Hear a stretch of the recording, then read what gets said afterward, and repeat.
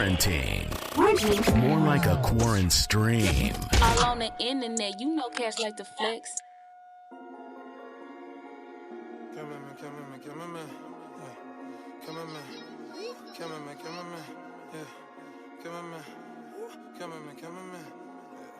I ain't shit. It's Mr. Make It Happen. Was chicken shit, now chicken salad. 26, I just moved in the palace. My life was a movie. It be Jurassic. I'm parking my dick right into. What's going on, everybody? This is your boy B. Dot here with the live crew. I got another special guest that's coming out on the panel for you today. A very influential figure out here. He's making big moves. What do you say? Big boys make the most noise, right? Yes, sir. Big boys make the most noise. Yes, sir. Big. Yes, sir. So, of course, there's going to be big moves to match the noise. So go ahead and, introduce yourself so the people out here can see who you are. Man, what's going on, everybody? You already know it's your boy T-Roy. Big boys make the most noise. You dig? A.K.A. Cameraman 2 times. We in this game, man. We in this game. Yes, sir. I've known B-Dot for a while, man. Good peoples, man. Always been a hard worker. So yeah, man, I'm excited about this interview, man. For real. Yes, sir. Let's go ahead and dive straight into it. So, I heard you say the cameraman thing. I was going to get to you on it, man. So, yes, sir, man. Cameraman. For those who don't know, my man really got bars, okay? I mean, he's an amazing, talented videographer and photographer, but there's just that thing that we can't, that's the elephant in the room. It's the bars, man. I don't rap is fun to me, you know what I'm saying? Mm-hmm. I don't want to get too I used to do music back in the day though, you know what I'm saying, a while ago. That was like my first thing, like I wanted to do music. But like I was like Kanye West. I challenged myself. I was like, if I can't make it by the end of the summer. I had moved to Vegas for like 2 months. Long story short, we were supposed to go out there. The goal was to meet Jamie Foxx. And that just didn't happen because Jamie, like, I don't know if you hear Jamie Foxx when he tells stories about how he let different people come. They stay at his crib. They produce music at his crib. Wow. You know what I'm saying? Like he's one of those people. But we were just trying to kind of get in his presence. So through a mutual friend of this other artist I work with, Father. So it just didn't work out like that. When I came back, I was like, man, shit. I mean, F that rap stuff, man. It's just like, I just knew that either way I'm going to be in the industry. Right. I just knew that doing it like through the rapping, it just wasn't it. I ain't have my image yet. I ain't have social media. Right. Like, it's different now. You know what I'm saying? Everybody got like a image now, like how you present yourself. But back then, everything was just really based off of the bars, like, right. You know what I'm saying? Right. Like, nah. Now if you get a few tattoos and a little face tat, get yourself some colored hair, boom, you there. Rapper, bro. You in there. It was hard back then. I will say that because I did have a moment where I thought I wanted to be a rapper and I can't rap for shit. I really have no bars. I'm telling you right now. Yeah, I can rap, bro, but it's just I don't want to be. It's fun to me, bro. It's just fun, and I just knew like when I dropped it, it was gonna get a lot of attention anyway because I'm not a rapper, so. It did. Keep streaming it though, man. Keep streaming it, man. It did. Yeah, y'all go stream that for real. Cause I appreciate that. Them streams, that's some little passive income right there. Keep streaming that, please. Hell yeah, that's money while you sleep. That's the goal right there. Get the money while you sleep. That's financial freedom for me, honestly. Just being able to make money while my eyes are closed. So as far as the the videography and the photography side of things, what was it that kind of turned you to that point where you're like, yeah, let me figure out this is something that I want to do? So I always wanted to be either an actor or a director. Like I've always had a love for like media and being like the center of attention or whatever at a young age. But I realized that I wanted to more so just direct. As I got older. So when I went to Shaw, Professor Schuler, two class for the U? Yeah, 2 class for the U. Shaw really played a point in my life as far as getting the hustle in first. You know what I mean? And, you want to do your own stuff. Of course, you got to shoot your own stuff. A lot of people aren't going to pay you to shoot your ideas until you reach the point where people care about your opinion. Right. So being at Shaw, man, that really got the camera in my hand. We could rent stuff from the from checkout through mass comm department. That's the first time I actually held a camera. You know what I'm saying? Professor Schuler actually really introduced me into photography because we had to learn the rule of thirds before we started doing video, and we had to learn how to get different angles, different shots. And I was like, man, I kind of like taking pictures. But truth be told, if you pay attention to how social media runs and how social media navigates, that's going to determine how you're going to get into whatever you're getting into in that field. So at the time when Instagram came out, it was strictly pictures. Right. I wanted to do video, but nobody was paying for videos because nobody really posted videos. Right. You know what I'm saying? So it went to pictures. Like everybody was like, man, I'm trying to get pictures taken for the gram. I'm trying to get the shoot. I'm trying to, you know. Then the 15-second videos came, whatever. But when that minute, that was it. That minute dropped on Instagram. That's when, like, now it's like it's go mode. Like, you know what I mean? Yeah. Everybody want a video now, you know, and now I can get back into it. You know what I mean? Right. What I really want to do, and that's really like the more entertainment side of it. You know what I'm saying? I do a lot of corporate stuff and work with a lot of different clients. It's cool, but I like the entertainment side of it. Right. You know, creativity. I'm the same exact way. I'm telling you that because I knew I wasn't going to be in that industry, you know, rapping. I knew that was a dub for me. I tried it. It didn't go the way I wanted it to. I got into music a little bit, you know, with instruments, you know, playing piano, so on and so forth. And I was like, you know, maybe I don't want to do that either. Like, I think I enjoyed like just the behind the scenes, but in front at the same time type thing. It was kind of dope for me. So I realized like, hey, radio, broadcasting. Yeah. You can kind of still live the same life these other people are living without necessarily the stress and the drama of doing what they're doing. And I loved it. And then, you know, looking into podcasting, of course, two of my role models are going to be like Joe Rogan and then Charlamagne the God. Joe Rogan's a beast. Charlamagne is a beast too. Crazy. People really underestimate Charlamagne's greatness because, you know, just because of the, you know, the character that he is. But I feel like that alone should let you know how great he is. His character is crazy, but learning from them. So just sitting there and like, man, these guys are sitting here talking for maybe 30 minutes, an hour at most, maybe 3 hours. Yeah. And then they're done. And they're done for the day. Like, that's it. I mean, but none of that happened, of course, overnight. Of course, you know what I'm saying? Like, Charlamagne, did he used to work with Wendy? Yeah, he started off with Wendy Williams. Started off with Wendy, you know, like, I mean, even Ludacris started off in radio. Lala Anthony started off in radio. Like, I mean, I technically started off, like, at radio at Shaw anyway, so it's just like, radio is cool to me, man, but it's a lot of hustle in radio. Yeah, man. And it's a lot of shaking hands and a lot of, you know, being in front of a lot of people. And I mean, granted, I'm a great social person, but you know, I get social anxiety just like anybody else. Sometimes I gotta unplug from social media, man. As far as like being in radio, bro, like that's a lot of like meeting and talking to people, all bro. day. Like all day, bro. Like, I mean, it's fun though. It's just I knew like, nah, that's not me.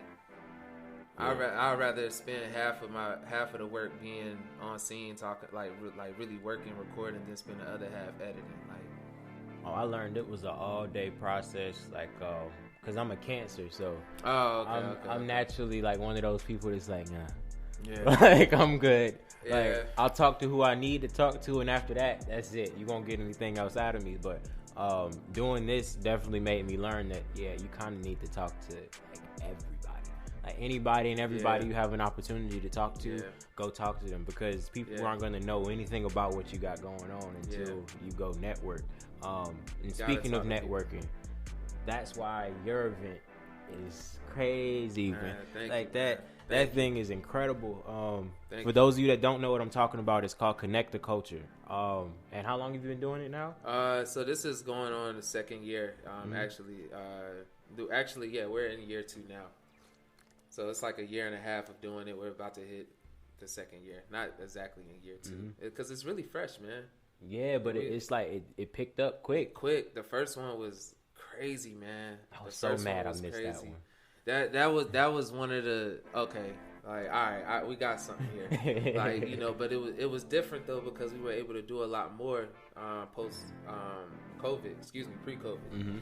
So now adjusting to COVID, things are different, which is why I brought in the panel discussion. You know, and then I partnered with Legal at the White Space. Shout out to Legal Shooter because for one, I just got tired of doing everything for the most part. not by myself, but just really coming up with everything. Like, it's like, man, I don't really got to do all of this by myself. Like, Right. it already has a blueprint. I just need somebody that I can work with, that we can, that I can trust, that's already responsible on their end. Right. And because I watch a lot of people, man. Mm-hmm. And I just see if you're consistent. I don't care what level or platform you're on. I just care about if you're consistent with what you're doing, and that really determines on who I partner and work with a lot of the time. So I went up there to the white space to talk to him about using it for a music video, and then we just was chopping it up, and I was like, yo, how you feel about coming aboard with Connected Culture? And he was cool with it. We talked about it, came up with everything, and now it's like it's rolling now. So we want to, like I said, we're gonna have it every second or either third Wednesday of each month, depending on the holiday. Yeah. So that's where we are with it right now, and we may do virtual next month, depending on how Governor Roy wants to run NC, because we gotta stay healthy. This is COVID is definitely not a joke, so. Yes, please, everybody, take note of that. COVID is not a joke. COVID is real. For those of the people that are saying that it's not real, stop that, because you're creating false media for a lot of people, and people are going out here carefree, thinking that if they said it's not real, it's not real. No, it's real. It's real, bro. It's very real. Yo, Atlanta must be like scotch-free, immune, because Atlanta is lit, man. Atlanta doing a lot of stuff right now. I be looking at it like, yo, I couldn't be around that many people with I don't no know how they're face doing mask it. on, bro. I really don't. Like, my sister's out there right now, and she'll tell me, like, when you come down here, we ain't going nowhere. Like, we at the crib. Like, Thanksgiving, we ain't going out to do nothing extra besides the groceries, and that's after that. But people really don't got it, though. Yo, they really don't have it. Their Their numbers are not rising. Like, I don't understand what it is or how they're doing that, but because it's crazy here. We had precautions, we had limitations, we still wearing masks, and numbers is sky high. I'm like, what the hell? Like, how do we even what are we supposed to do? I really think it is crazy, but I think it's just because. Maybe they're building some type of immune to it naturally. Yeah, I don't know, because they just out and about, and they were the first ones to open up. So yeah, maybe it's just like they're building some type of lit immune system. I'm not sure, but that's great for business though. I will say, like, when COVID came, man, like I lost a lot of money. You know what I'm saying? I don't want to speak on the number because we recording live, but I lost a lot of money, man, and I know a lot of businesses lost a lot of money. And it was crazy, just the amount of adjusting. I was actually just talking to a friend of mine about that. And like, when you losing like a lot, like thousands of dollars, like at one time, like emails back to back saying, hey, we're gonna have to cancel. Two important things about this. One, well, really three. One, anything can happen at any time. Right. You know what I'm saying? Two, make sure you get deposits. You know what I'm saying? Make sure you get deposits, because it's not that big of a deal when you've already gotten some type of money to already reserve that date. You know what I'm saying? Right. Exactly. Like, so I always get a deposit just in case. Like, if y'all cancel, that's on y'all, because I already reserved my time. Right. Exactly. You know what I'm saying? I've reserved my time already. So take your time and take your life serious. We only got 24 hours in a day. That's like 84,000 seconds or something like that in a day. Like, yeah, man, use it wisely when it comes to your time.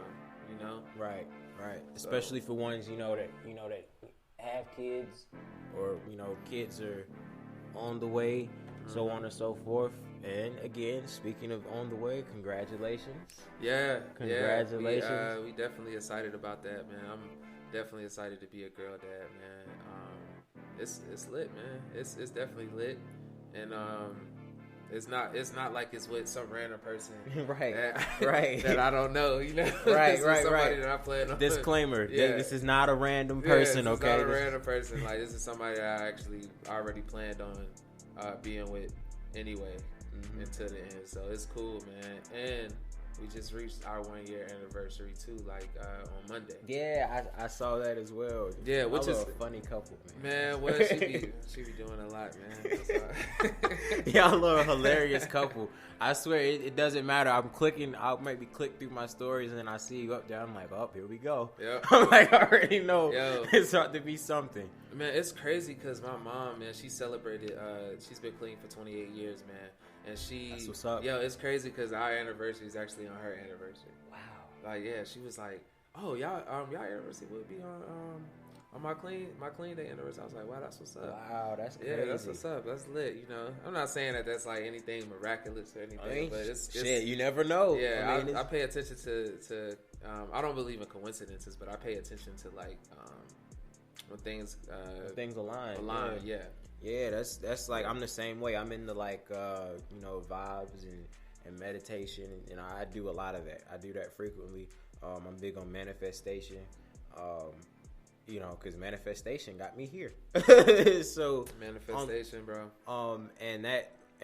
Okay, so let me clear the manifestation term out so people think, like, oh, you talking about witchcraft? No, I'm not. No. I'm still a believer. It's not in God. taboo, man. We could talk about it, man. Yeah, we could talk about that. Yeah, manifestation is real, bro. It's real. It's really faith. You have to manifest things that you want, manifest things that you need, because it puts that energy in your day. Because you think about it. You stump your toe when you wake up in the morning. You're like, shit, it's about to be a bad day. Like you say that, man. And then from that point on, everything else is just downhill, shitty for the rest of the day. Bro. It's crazy, and people do that without noticing it. Because just like there's positive energies in the world, there's also negative. So everything works according to that spectrum. So you can manifest things in a positive light. You can manifest them in the negative as well. And that doesn't mean witchcraft. I'm not out here playing with magic. Yeah, like sage. Like I think it helps me meditate. I love sage. Like for real. Like because I'm. It's a lot of people take things like a lot differently, depending on however you do your things when it comes to protecting your peace. You know what I'm saying? Right. But for me, not saying I sage every day, but when I do meditate, sage is cool, man. I'm gonna like I some don't sage do all up. the crystals and all of that, Nah, that's too much for me. That's too much for me. But I am into like the sage and just relaxing, listening to nice background music. I think your mental state is definitely, because you could be on the go so much, man. You could be on the go so much, and you're not really taking care of your mental state. The physical state is cool. You on the go, that's cool. But like your mental, you know what I'm saying? That's important. I feel mental is more important than the physical half the time. Because I feel like the physical is coming from your mental. You have to take care of what's up top first and then work your way down. That's how I've always approached things. Well, recently anyway, when it's come to like the meditation and clearing your mind and getting things together and taking time for yourself. Because a lot of us don't. We don't, especially as Black men. We don't actually sit there. You brought up something deep, yo. Oh yeah, man. You brought up something deep. That's deep, man. Mental health in the Black community. That's been my highlight on this show since I started it. That's crazy, man. Yeah, that's crazy. That's crazy. I love it. That's deep. Because we don't address the mental issues that we go through. Because as kids, we're taught toughen up, man up, suck it up, stop being a bitch. So like things like that. That's very detrimental to us as young men. And even when it's not meant to be that way, for people that may have either fathers or just male figures in their life, you never really seen them like express an emotion or other than maybe like anger. I've never seen my father cry but one time. Yeah, like it's crazy. I haven't seen my dad cry at all. I've never seen him that's cry. That's wild. Yeah. And it's not on purpose, but he's doing that, to show us that, he's being strong, a strong figure in the household, which is good. That's great, but it also hurts us at the same time because then we believe that that's how we're supposed to be. So then when we have our kids, the same thing happens, and then we're teaching them the same thing, and we're teaching them to be, hardened up and not address their emotions because, it doesn't matter how old you are, you can still be traumatized, you can still go through PTSD. That's real. And when you don't address it, it eats you up. That's real. On the inside. And it's at that point, that's when you need to start looking for like professional help. and, you know, making sure that you get the, you know, the help that you need. Even if it's not professional, it could be just a friend, you know, somebody that you trust, and get it out.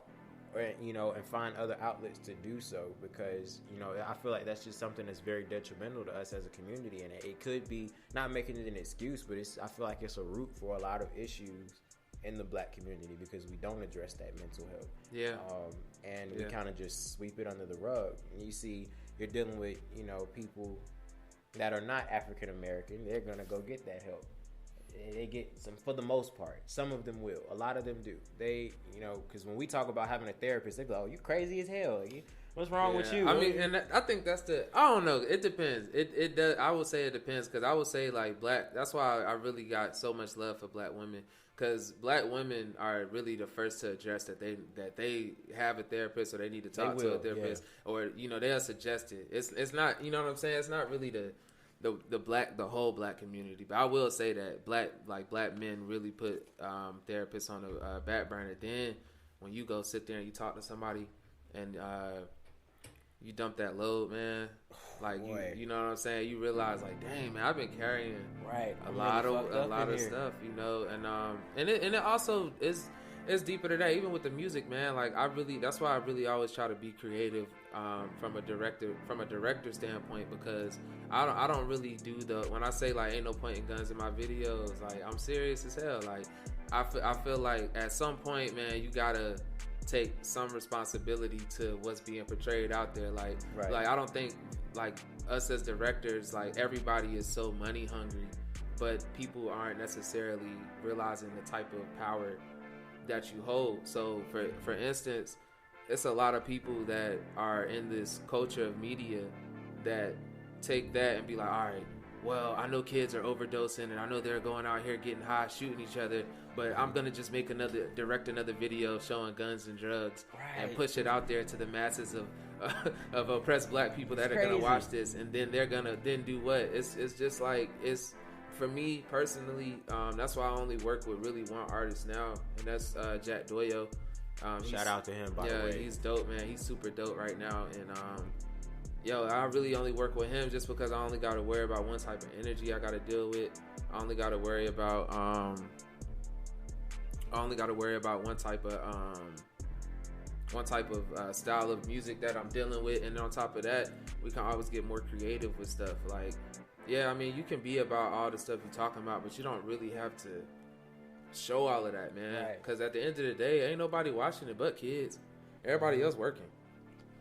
So the kids is the one that's watching it. And I'm not saying that you can't have guns and videos. I'm just saying, just be more creative. Like, instead of pointing guns at cameras and popping perks or something, man, like, make a little short film version of it or something like that. And then as the director, bro, like, really understand that you have a big part to why these artists blow up anyway. Like, I can name so many artists, bro, that blew up off the video. Like, they're dope artists, don't get me wrong, but Rubbing Off the Paint, YBM Namir blew up, you know what I'm saying? Suge, I mean, the baby's been fired. He's been on fire for years. That video, like, blew up, bro, you know what I'm saying? So it's just like, but look at the creativity that the baby brings into his videos, bro. Shout out to the Real Ghosts, but look at how they put their visuals out. Ever since the baby got with the Real Goats, it's been more like of treatments and scripts and like, it's almost been like movie type. Yeah, bro, it's different because they're not trying. They know that they're like, you know, the baby's not a punk. You know, he's not no sucker. You know what I'm saying? But at the same time, kids is watching this. He got kids, so I'm sure he tried to make sure that, hey, I'm trying to put out stuff that's not, like, I'm about to have a daughter, you know, I ain't trying to be I can't be putting certain stuff out like that, you know what I mean? And I'm not saying there's anything wrong with it, but just realize, like, I'm not saying we gatekeepers or nothing like that, but a lot of the times that video, the video blow up, and that's what really helps break a lot of artists, plus the song being fire in itself. So it's just like, yo, kind of try to use your platform to de-escalate a lot of the stuff. Like, you know, like, if I'm pretty sure if they made it illegal to point guns in music videos, I bet you nobody would do it. Then you would have to be creative. Right, you would have no choice. Yeah, at this point, it's like, yeah, we can't even, go off of street cred or anything like that. Bro, it's literally just about to be you as an artist. Exactly. Like, just, bro, be creative, bro. Like, and then it's like, I don't want to go too deep into the side of like, people that are like that art directing specifically, but it's just, just try to be a little different, bro. And that's why even with the music video stuff, I do a lot of weddings. Like, I love weddings, man. I love engagements. I love showing that side of the black community as well. I just did my first Caucasian wedding, which was cool too. But mainly I do black weddings, and it's needed. It's needed, man, and I love it, man. It's cool. Like, I mean, right now I'm at the age where everybody's really gonna be either getting engaged or married anyway, so I'm gonna be seeing it a lot more. But that's cool. Like, that I wouldn't mind doing weddings. For the rest of my life, honestly, like, I wouldn't mind doing it. I mean, that's just a happy thing to see every day. Like, that's just great. Like, I used to help my stepdad out when he did weddings. He did photography and videography. I used to do that for him, even as a kid, and I loved it. I loved it. And then it's just, it's just the vibe like that's around. People are so happy to. Like, hey, did you eat? Are you hungry? Like, I'm like, I could eat. I could do it. I could do this. But I loved it. I definitely enjoyed it. And going back into like the direction, I remember seeing a video that you had posted, or Instagram video you had posted, highlighting what made Popstar so big. And I never paid attention to it until you highlighted it. Then I started looking at the video a lot different, and I was like, I'll be damned. Man, shout out to Professor Schuler, man. She had us dissecting videos at Shaw, man. Like, what was that Rihanna video? We Found Love in a...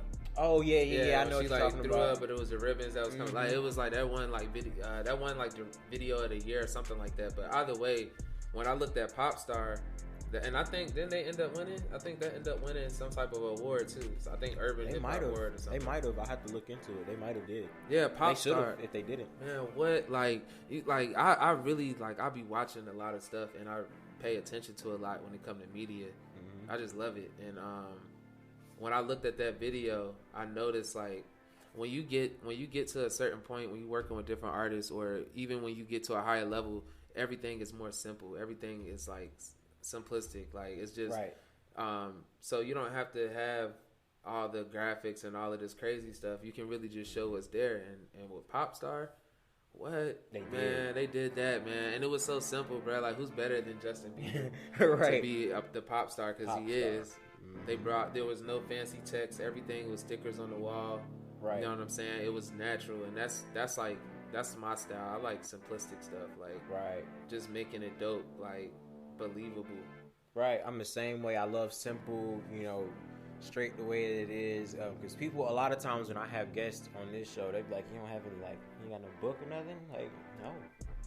Like, just, why? Like, because then it's like, it's robotic when you do it that way. And I've seen, certain shows where I'm like, okay, this is getting kind of robotic and repetitive. And I don't really like that. I feel like, as when you're doing anything in the entertainment industry, it doesn't matter what it is. It should be like a natural flow through everything.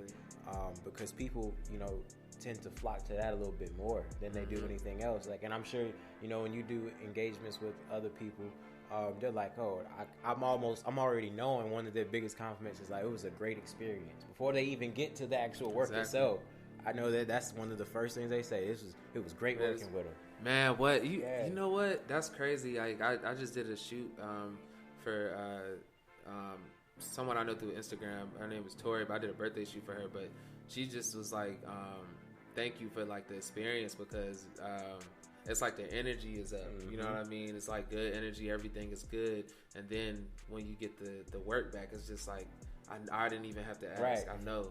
Like even with Connect to Culture, like one thing I love about that is that it's a big confidence booster too, because like I said, I pay attention to a lot of people, man, and you may not want to highlight what you've done or what you feel like you're doing, but I'm gonna highlight you and tell you why I think that you're important and what you got going on. You know what I mean? And that's like the that's the biggest thing for me, is just making sure that people realize that I'm gonna give you your roses, man. Right. Like you are dope right now. You know what I'm saying? And the experience alone from that, back to experiencing, like, it's the energy, man. I don't like leaving feeling low. I don't like people feeling low. I don't like being around low negative energy. I don't like that stuff, man.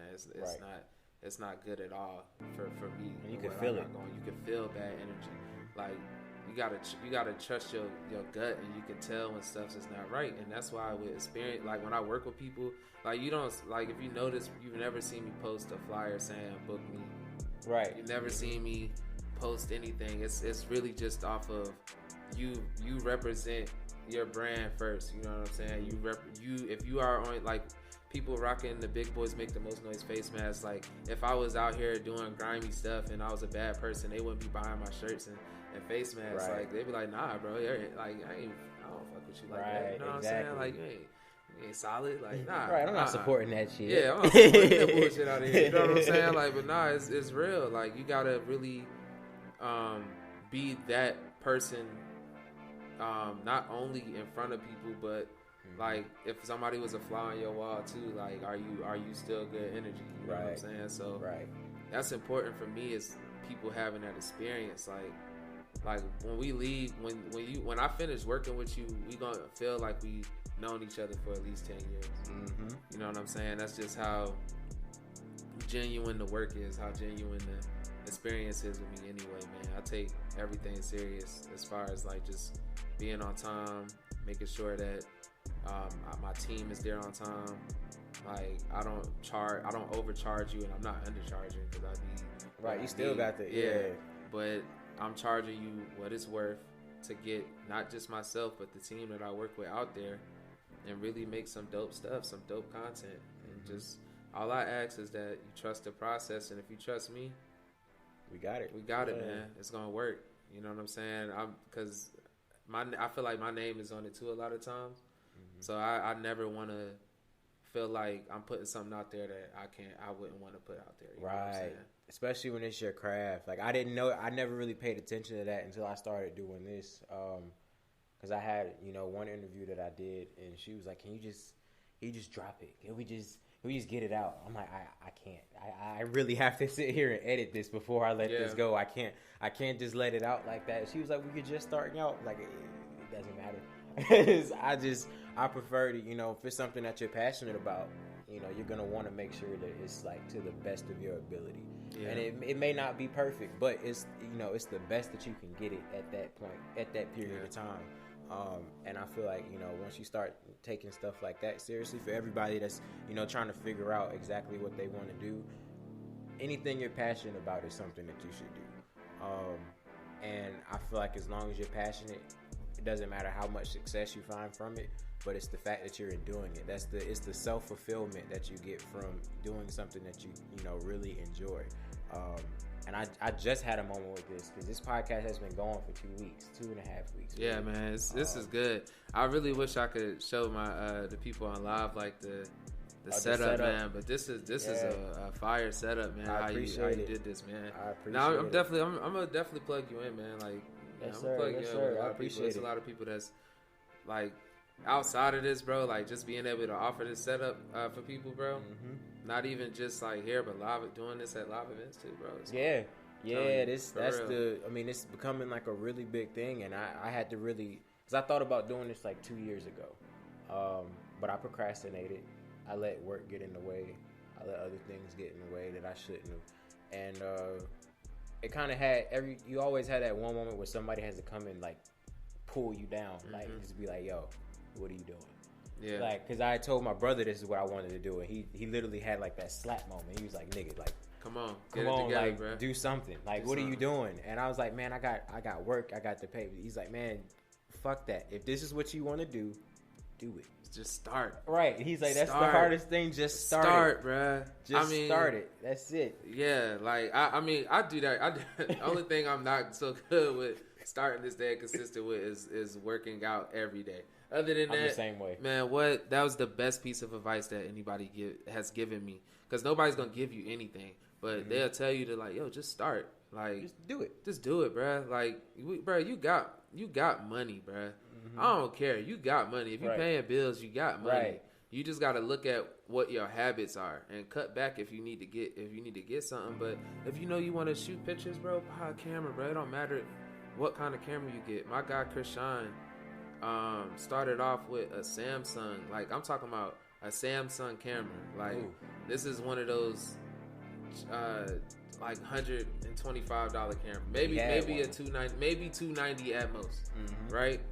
He started taking pictures with that with me, and he got better at it. You know what I'm saying? He got better, and I'm talking about he used that camera so well that the pictures from that camera, like his editing and all of that, yo, I used to include those with some of my wedding photos too, just because he got good at what he had. Same with me. I used a T5i for years. I did like some of my videos with like 100,000 views on YouTube was shot on a T5i using the bare minimum.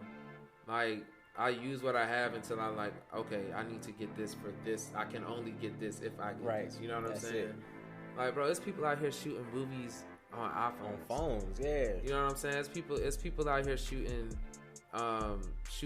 entire films, weddings on phones, music videos, phones. Like, all I can say is just start, bro. That's it. Just start. Like, that's it, and you will learn how to get better and do what works for you. But you won't know until you start. And you're not gonna make no money right away. Right. Like, you know what I'm saying? Like, and I hate to like kind of jump around a little bit, but it's just like my mind is always like racing in the like, same way. You know what I'm saying? So I think I'm undiagnosed with ADD, like, for real. But what I was saying is that once you figure out what works for you and what works best for you, because you won't know until you start. But it was really based about charging people. So which a lot of people feel like, yo, I deserve this, and you're right, you do. You are entitled to how much you feel like you deserve, 100%. But at the same time, like I was saying at Connect the Culture, if you charge somebody, like every company has a budget, nonprofit has a budget. You know what I'm saying? It doesn't matter if they are a business and they are like a big company, or even if they are a nonprofit. Nonprofits get millions of dollars. They have to spend a certain amount of money at the end of the year. They have to spend it. So either way, the budget is there majority of the times. The only question you have to ask yourself is, how is what I'm charging, is it really worth it? Because they're going to pay you regardless. They have to keep their end of the bargain on a business standpoint. Right. But are you going to sit up here and charge somebody $5,000 for some work, but is it really worth what you're charging them? Because you might get that one $5,000 payment, but you're really cutting yourself short. Because if you would have just charged them honestly what the work is worth that you're serving them, take yourself outside yourself. Because a lot of times we charge them based off of what we personally feel like we deserve. Like, well, personally, I feel that's like, a gem. You know what I'm saying? Yes, personally, sir. I feel like I deserve this amount. And yeah, personally, you should feel like that. But if you really go look at what the average cost of what, like, bro, I mean, one time some dude told me, he was like, yeah, I charge this much an hour, and I was like, bro, like I was like, you do know that the average base salary for at a high level of what you do is $35 an hour. And I was like, you're trying to charge based off of like what I guess, like, you know, what you feel like you deserve. But I was like, bro, like you know, I'm not trying to ever make you feel like you're not there or your work is not there, but I'm just saying, like, yo, come on, be realistic. Yeah, you got to, because that's why you're not getting bookings as much as you think you are. Like, you know what I'm saying? Like, that's why people are not really working with you. Back to if you charge $5,000, I've been in a situation where I've charged a lot of money for a project and things just didn't go the way they were supposed to. I was younger, of course, but and I got paid, but in the long run, I cut myself short, because if I would have charged them maybe half that, you know, over the year, I would have probably made $20,000 with them. Right. You know what I'm saying? So it's just, yo, like, even if you are like producing that high quality level of work, you know what I'm saying? Yes, they may pay you that one time as well, but it's just like, you got to see how big your network is. Because yeah, you may get that off of that one visual, but realistically, that person's not going to come back to you for the next one only because they see that high investment really wasn't worth the reward, because they didn't even get a lot of views. They don't even have a platform for that type of visual in the first place. And it's like in hindsight, they really should have took that majority of that bread and put it into marketing, or you could have took majority of that bread and put it into marketing for them, so they can get the views that they're requiring. You know what I'm saying? Right. But it's just like you'll get that high end payout one time, and then people can't come back because they can't afford it. Right. It comes down to you saying, like, do I want 2 bookings at $5,000, or do I want 20 bookings at $1,000, or 20 bookings at 2,000 maybe? And, you know, people don't tend to do that, and I had to do that when I started this, because people are always shocked when I do interviews. I had one guy, he was floored, because I was like, hey, I want you to do an interview. I want you to come on the show. He said, okay, cool. Just, you know, send me the invoice and everything when you're done. I was like, no, we don't need that. Yeah. He was like, what do you mean? I said, I'm not charging you anything. It's like, I'm just starting. Like, this is, it would be crazy of me to sit here and charge you for something that I have no platform yet. Yeah. No, well, I don't want to say that though. I don't want you to cut yourself I'm not going to sell myself short, yeah. you know, but just intro level, you know, doing it. I gave myself, I said, look, I'm going to do a full month of this. I'm not charging anything for the month, but that's just to get the platform set so people know what I'm capable of and what I can do. And after that, now we about to pay. And it's still not even going to be like crazy. You know, I'm going to I'm going to charge for what it's worth, but I'm not going to sit here and charge like I've been in radio or podcasting for 20 plus years. Like, that's the thing. You got to get a little seasoning. You do have to get some seasoning, because also it's a lot of people that do dope work, but they just don't have the content, and that's why that's another thing. Because I don't want people to hear this and get confused and saying like, don't charge what you're worth and humble yourself. Nah, I'm saying be realistic. You have to build up a portfolio of work so people have references to go to when you are charging that much. So if somebody be like, yo, Troy, how much is it for a studio shoot? And I'm like, well, it's $250 for a studio shoot. They're going to go to my website and look, why should I pay $250? Right. That's the first thing they're going to do. That's the first thing they're going to do. Or they're going to go to my Instagram page. You know, so it's just, you have to be real. Like with my wedding packages, we charge like a decent price for weddings, man. For real. And it's actually like a great deal. You know what I'm saying? And, but really some people feel like it's a lot though.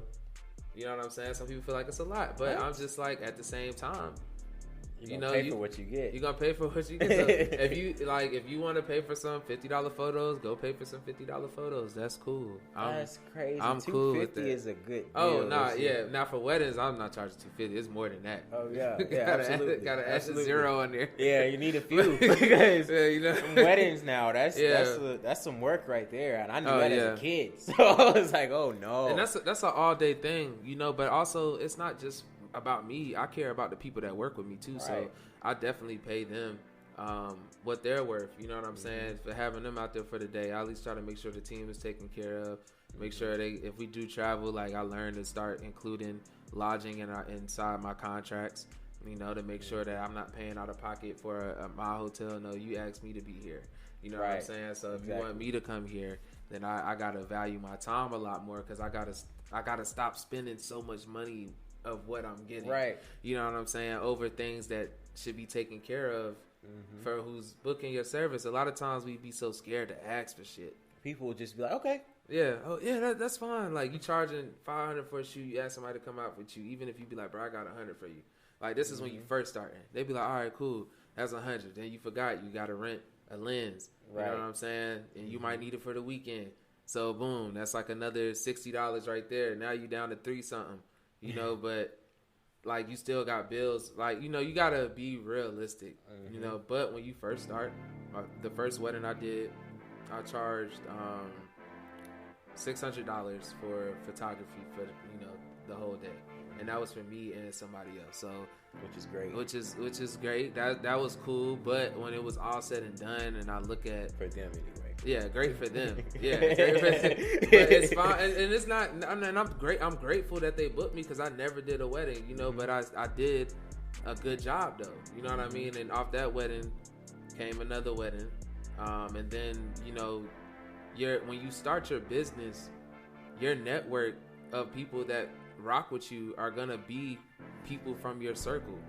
You know what I'm saying? Like, it's gonna be people like your family members, friends that have always like fuck with you or whatever. So when I started doing pictures, like, yo, Troy, I need you to come do a photo shoot for me, bro. You know what I'm saying? Like, just like, yo, B, you do podcast, I need you to come set up for me, bro. Like, that's gonna be the word of mouth people, your base for you. So you always want to like rock with the people that's been closest with you, make sure they're hooked up, you know what I mean? Take care of them. That's like your first support system, right? And it's always gonna go family. That's the first person, mom and dad, if you're still fortunate, or grandma and grandpa, or your siblings. Those are like normally the first people. Then it's been best friends. Then if you got your college friends, you know, those are the people. Then comes the outside people. Once the outside people find out about you, then you can do what you want to do. You can really charge what you feel. You just have to make sure your network is fine. Because once your prices go up, that close circle that was supporting you at first, they still want they still want the first price.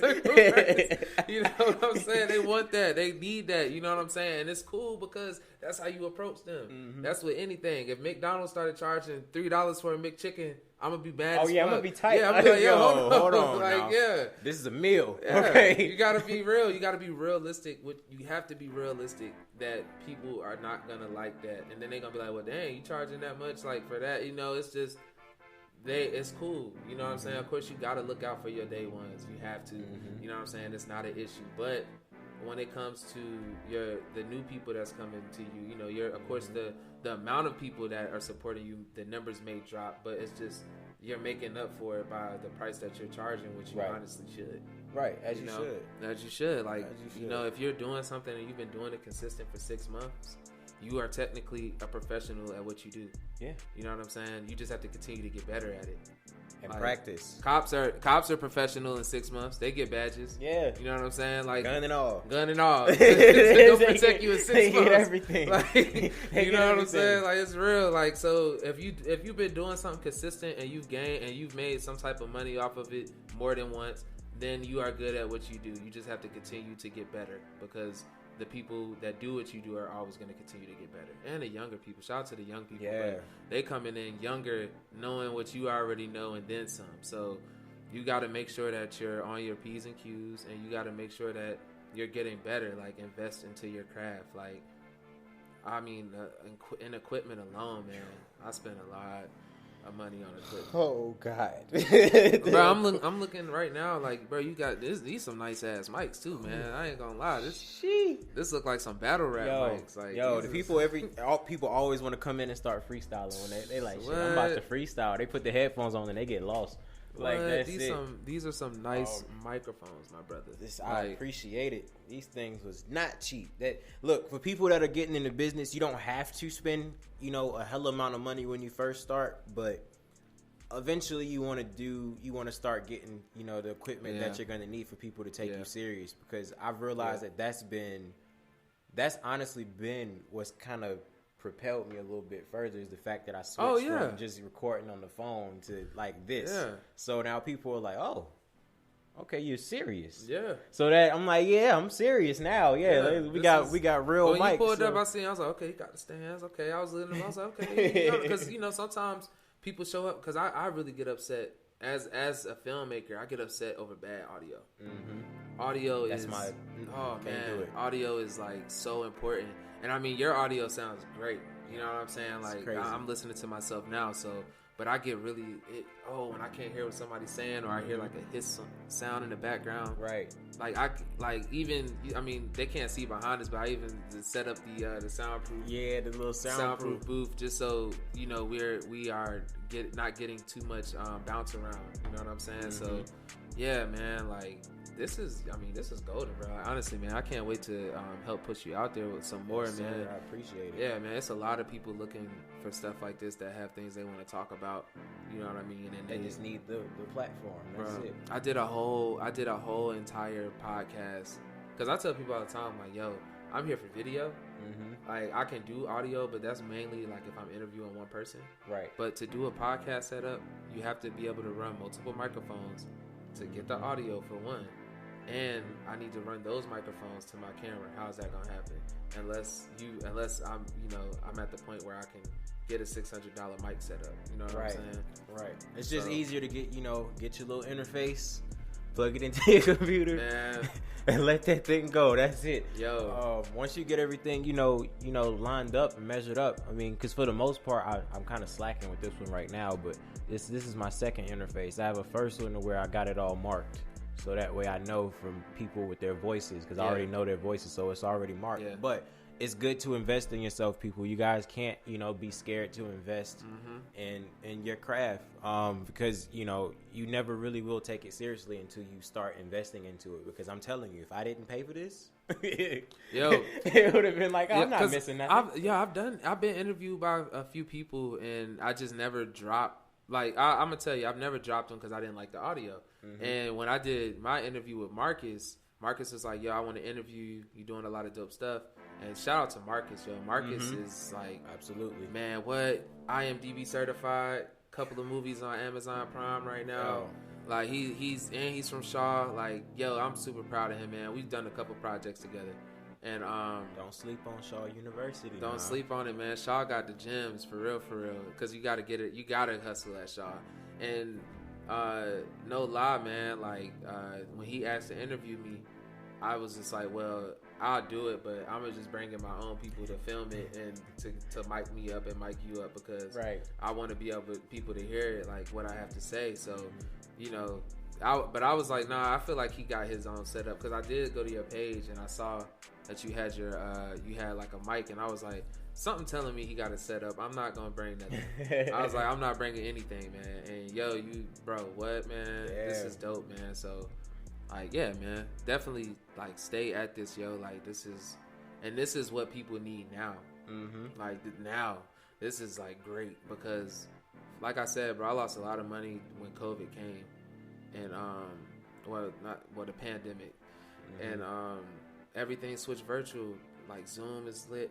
You know what I'm saying? If you invested in Zoom, yo, they even gave code. Like that's one thing I beat myself up about, is not paying attention to the economy as much. Yeah, I didn't. I just started getting into like the stocks and all of that. What, man? My granddaddy been preaching for years for me to do it, and I see why. Kodak, I think they got set. They either got set. Don't quote me. It was either 750 million or 7.5 billion. I think it was 750 million though. I know cameras went stupid. Yeah, but it wasn't. Check this out though. It wasn't even for the cameras though. It was so they could get money for COVID-19 research. Wow. But if you would have invested $10,000 that night before that hit, you would have woke up to either 25 million, I think. 25 million in the bank or something like that, just based off of the stocks rising. That's crazy. And I didn't pay attention to it. I heard about it after it had happened, like most of us do. Right. And I was just like, what the fuck? Like, cause I'm just like, even if I didn't do 10,000, I was right there. I could have did 2 if I ain't had 10. You know what I'm saying? Even, you know what I mean? Or I could have been like, call up like 5 homeboys that I know got 2 bands each. Like, hey, bro, let's put this 2 bands into this stock real quick. Like, what?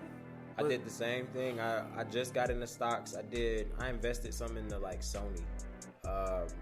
I invested in GoPro. GoPro was doing good for a minute. Yeah, GoPro was good. I looked at GoPro, and believe it or not, Spotify kept doing numbers. Oh yeah, Spotify, especially over the pandemic, they were hitting a few numbers. So I invested in them and forgot about it, and just didn't even think about it anymore.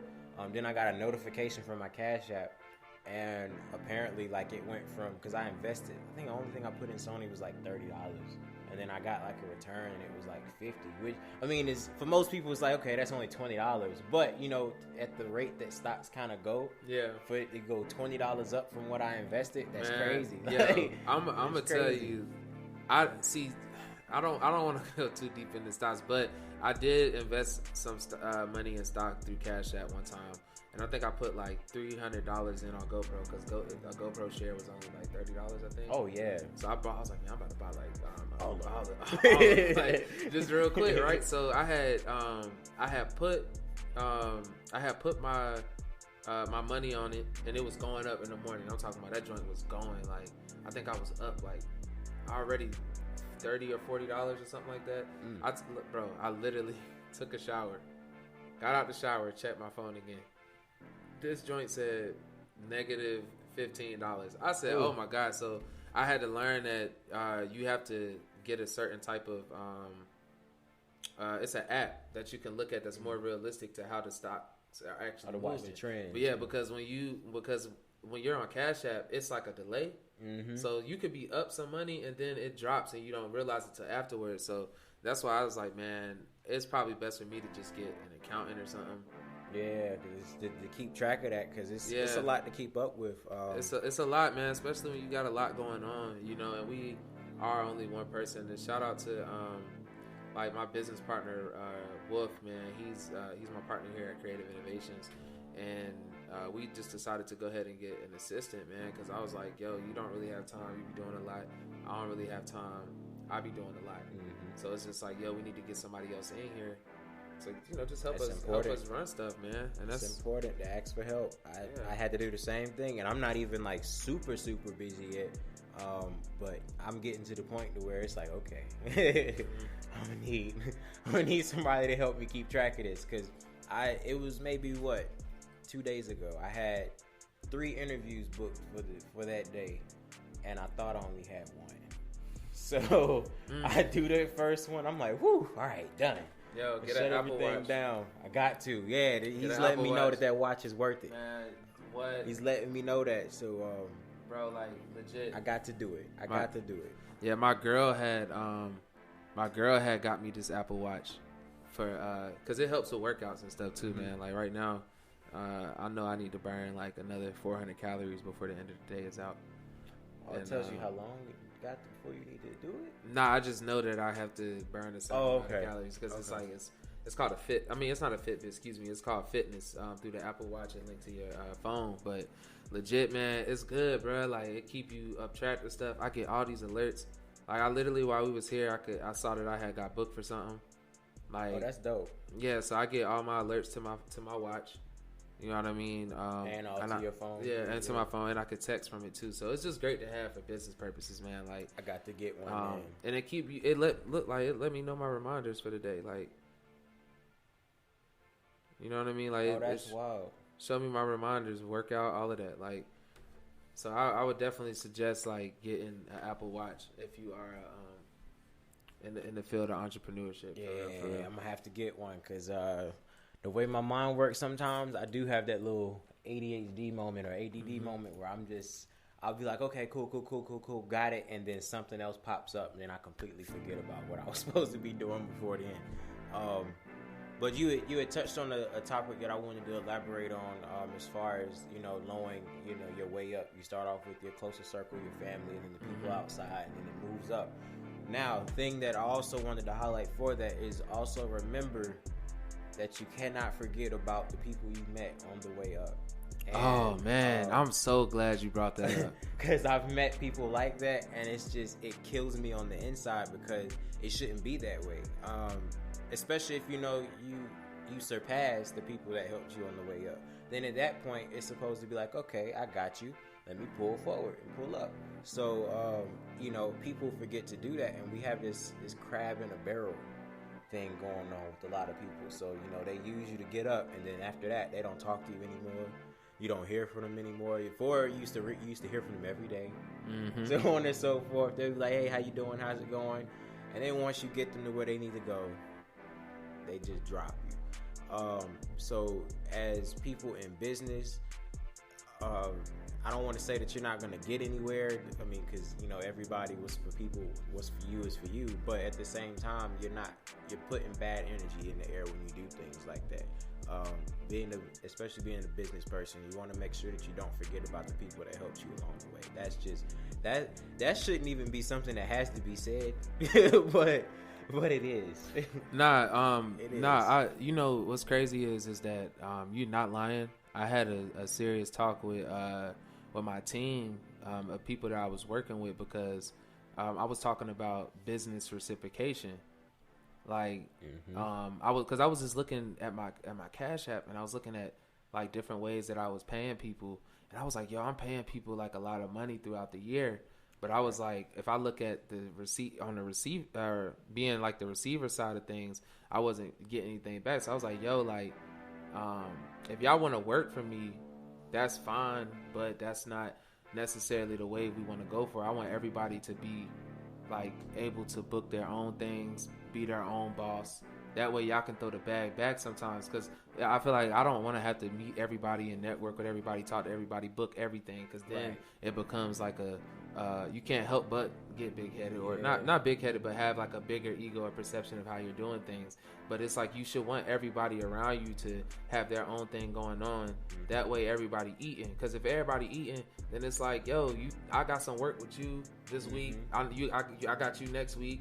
Then he set something up, we got to shoot this week. Right. You know what I mean? Like, everybody throwing the bag back and forth to each other, you can't really fall off. You know what I'm saying? But if I take a hit, or if something happened to me health-wise, or mental breakdown or anything like that, then boom, like, everything stop. Right. You know what I'm saying? So everybody should be empowered to get to it. You know what I'm saying? Because it's got to be bigger than you. That's like what Connect the Culture. Everybody feel like, oh, you should have been on the panel. Like, no, bro, y'all, everybody, you're missing the point. You're missing the point. Everybody has to have a good platform, because if everybody is getting to it, then ain't nobody gonna fall off financially anyway. If something happened to me, if I especially having a good strong unit, bro, like that's why I love working with Jack, Reese, and Pat, man. We just all locked in, man. Like, and it's just like everybody is just making it shake, you know what I'm saying? And we just like playing hot potato with the bag, you know what I'm saying? Like, it's just your turn. Yeah, it's your turn. Here you go. You know what I'm saying? Like, it's real though, like, because it's like business reciprocation, bro. If I put you in position to get some money, and I put some money in your pocket, when you get I'm not saying it got to be today, it don't got to be tomorrow, but when you get an opportunity to throw that bag back to me, throw it back.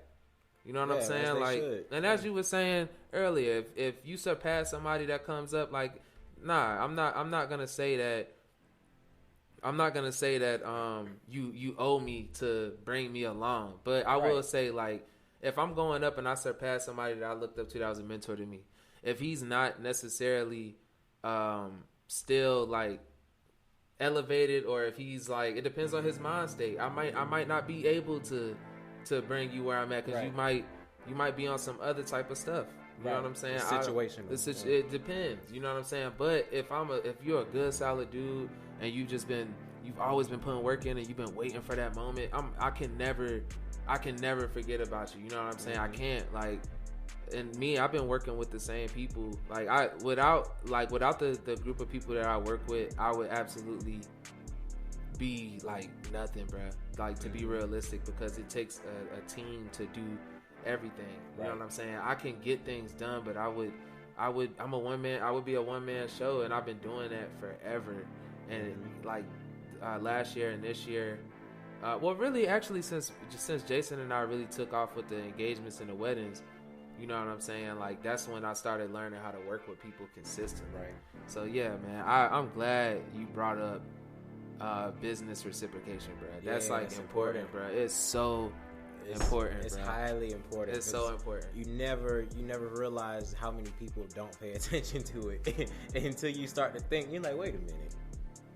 Oh, hell no. Like, it just, and it's not even like you said, it's not that they owe you. It's just the courtesy. Because it's like, I did it for you, and then you just say, everybody's not don't have that mind state, bro. You know what I'm saying? And then, you know, like, I know me. I know, like, I don't want to have a lot of money, because my definition of a lot of money is like, it's different. It's like, too much. It's too much, yeah. You know what I'm saying? I don't want to have a lot of money and the people around me don't have it, because it's not fun. Right. You know what I'm saying? It's not, you can't enjoy it. Right. You by yourself. Like, you know, so yeah, I believe in throwing the bag back for sure. And I definitely believe in, like, yo, like, let's keep it going. Absolutely. You know what I'm saying? Like, let's keep that energy going. Let's keep that money circulating. Right. You know what I'm saying? It's good to have that team, man, because you gotta have a team. You could have as many great ideas as one could have individually. You have a team. Now there's two heads put onto something, so you might, go through all of your ideas in that short period of time, and then now you have to take a hiatus because you got to think of other things. But if you got a team, you know, the second person may be like, oh, cool, let's keep it going. That's it's the train, and then, you know, things work out the way that it does. That's so real. That's I'm solid. the same way with this. It's like, but the thing is, you got to make sure that you find the right team, though. Yes. You got to find and it's gonna take some time. Right. It's gonna take some time. Right. It's not you like the first person that you meet is like that you start working with. A lot of times it don't work out. No, it don't work out because it's just like, bruh, like this ain't it. I've had 3 panels for my podcast in 2 weeks. Yeah, it's like in 2 weeks I've had 3 different panels. So it's not gonna work out sometimes, man, and that's okay. That's okay. It's just like relationships, man. You gotta learn. You gotta go through it to grow through it. You know what I'm saying? And sometimes you gotta realize maybe it's me. Maybe I have to readjust my way of thinking because maybe my way of thinking is only for me. Right. You know what I'm saying? Like, it's not necessarily for everybody. So a lot of us being entrepreneurs, like, you can have a narcissist mind state, but for me, like, I just always been like a group person. Like group projects, like, I may not be the one coming up with like all the answers, but hey, bro, you need a pen to write that down with. Right. I'm gonna find something. I'm gonna find something to do to make help sure. you. Yeah, but that's why directing, bro. Like, I love directing, but I also shoot. I do everything, but I like to do what I like to do more, and that's what directing. I love making sure everything go right. You know what I'm saying? And then if I gotta step aside for a second, I know that I got Philly. Like, yo, bro, can you call the audible real quick? You know what I'm saying? Run the audible real quick, and you can direct this while I'm trying to figure something else out really quick. You know what I mean? Or while I'm directing it, yo, can you go scout the next location? Like, that's why it's good to have a co-director.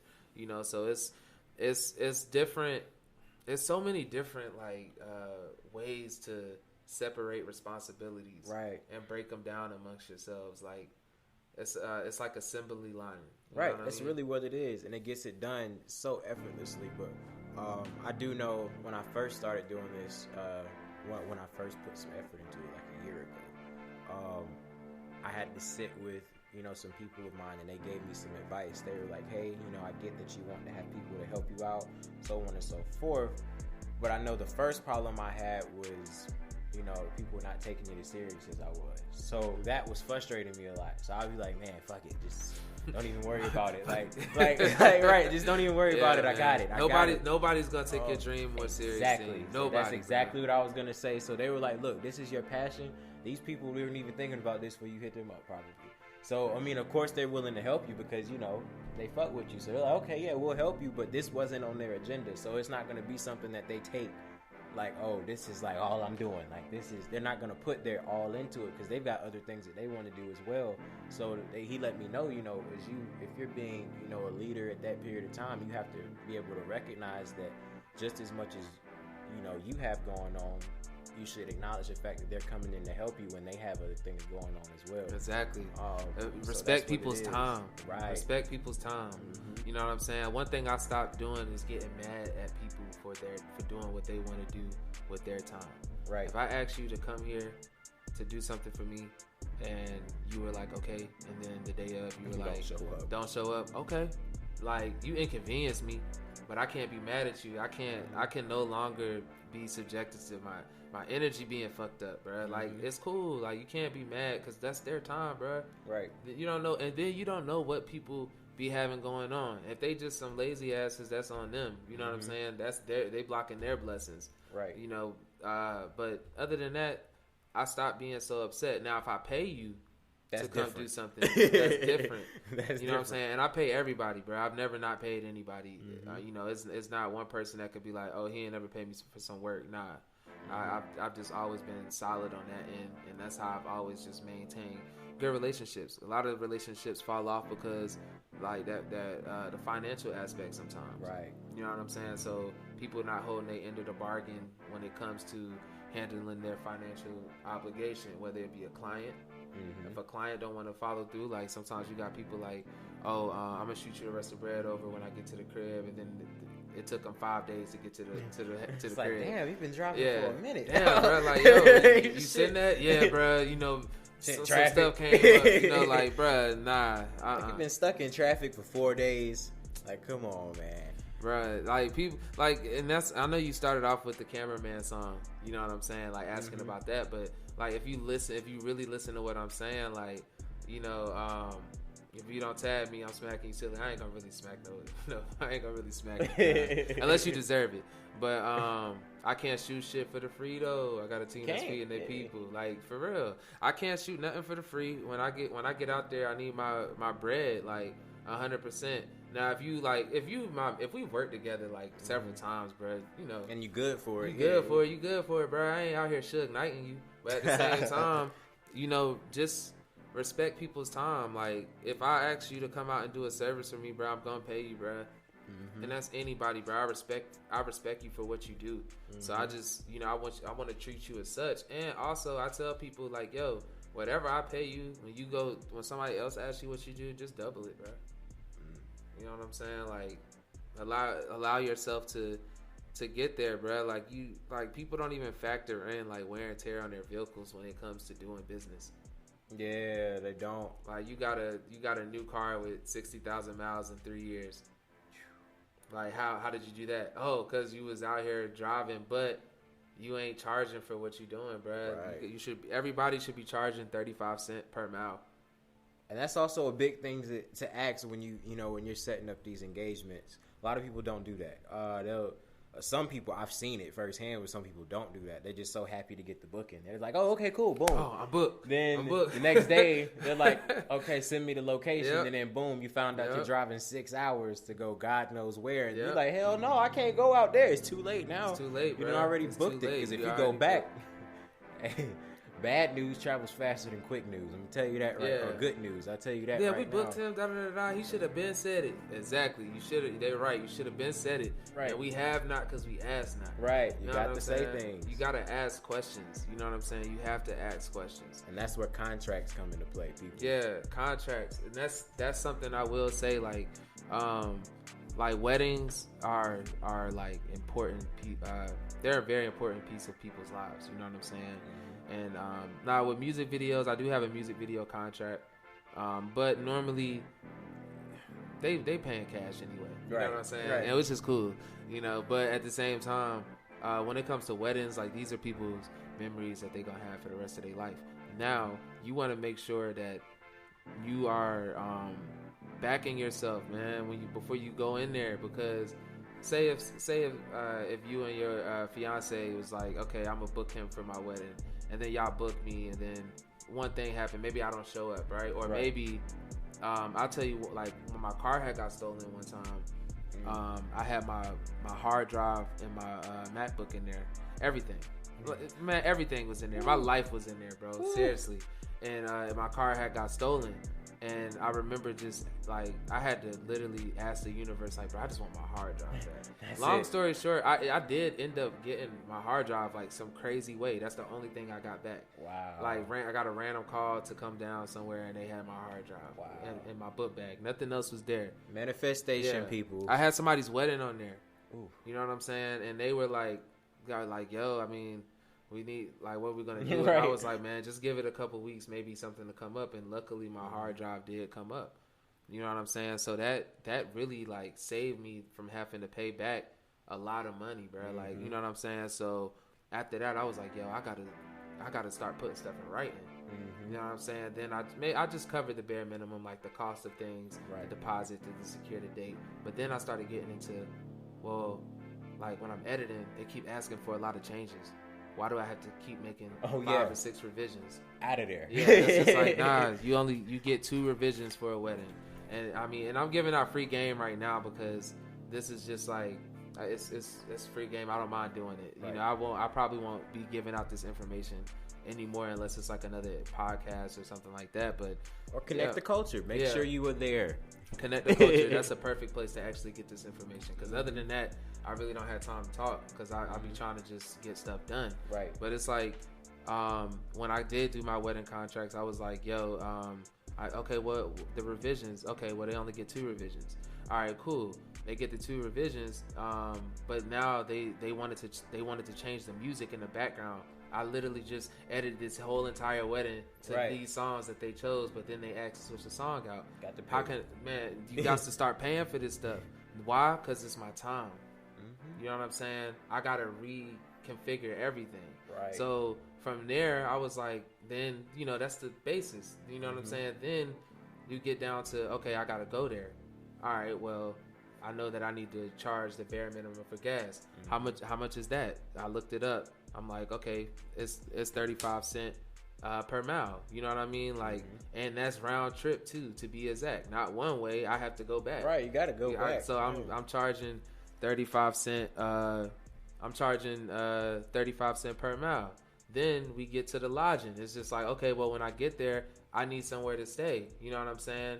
But also, when doing weddings, I always like to have a woman photographer around because it also keeps things a lot more comfortable. And when you first get there, like, you don't want to just walk into a changing room, camera in hand, being a guy. And I'm a big dude, but you don't want, I mean, my picture's gonna look fire, but you don't want to just walk in there while the bride is getting her makeup done and stuff, like, and she's just make her uncomfortable. She wants to feel a little comfortable, man. So yeah, like, I need to have a woman photographer. And then if we do have to go somewhere where it's out of town, then I'm definitely charging. I'm adding into the contract that you have to pay for lodging, but it needs to be 2 separate rooms because you required a female photographer. Right.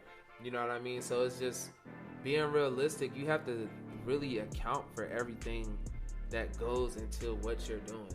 Right. You know, like, and gotta be detailed. To be detailed, because when your client is sitting down looking at that contract, there's nothing to really talk about, bro. It's it's nothing to talk about. Like, they may ask, like, hey, I see this in here, but what about this? That's it. Okay. Then you could be like, oh, we can negotiate. We can negotiate. Don't make it seem like you can't negotiate your contracts. Because no. That's like, that would be like not an oxymoron, but that would be like, that's like the epitome of the rap game right now. Like, everybody's trying to get their masters back, so you can renegotiate contracts with your client, but just cover everything. Make sure that you put in there that you have the rights to private and public domain. That way, if you want to share it to somebody privately, or say if somebody hits you up and because I got contacted during the pandemic because somebody that does campaigns, they be doing campaigns for like Gatorade and shit, bro. This shit was crazy. I swear, I thought I was being punked or some shit. Oh yeah. Like, so let me see a picture. Nah, crazy story, bro. Like, my weddings and engagement videos, they get a lot of.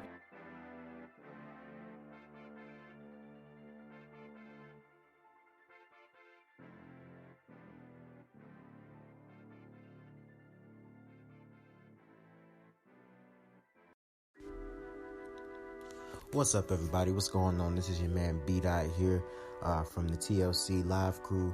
Let's get into it. Before we get, any further into the show, I wanted to give you guys an opportunity to, further your podcast experience. If you haven't heard about Anchor, that's the platform that TLC uses to record their podcast. It's the easiest way to make a podcast. Let me explain the biggest thing for you. It's free.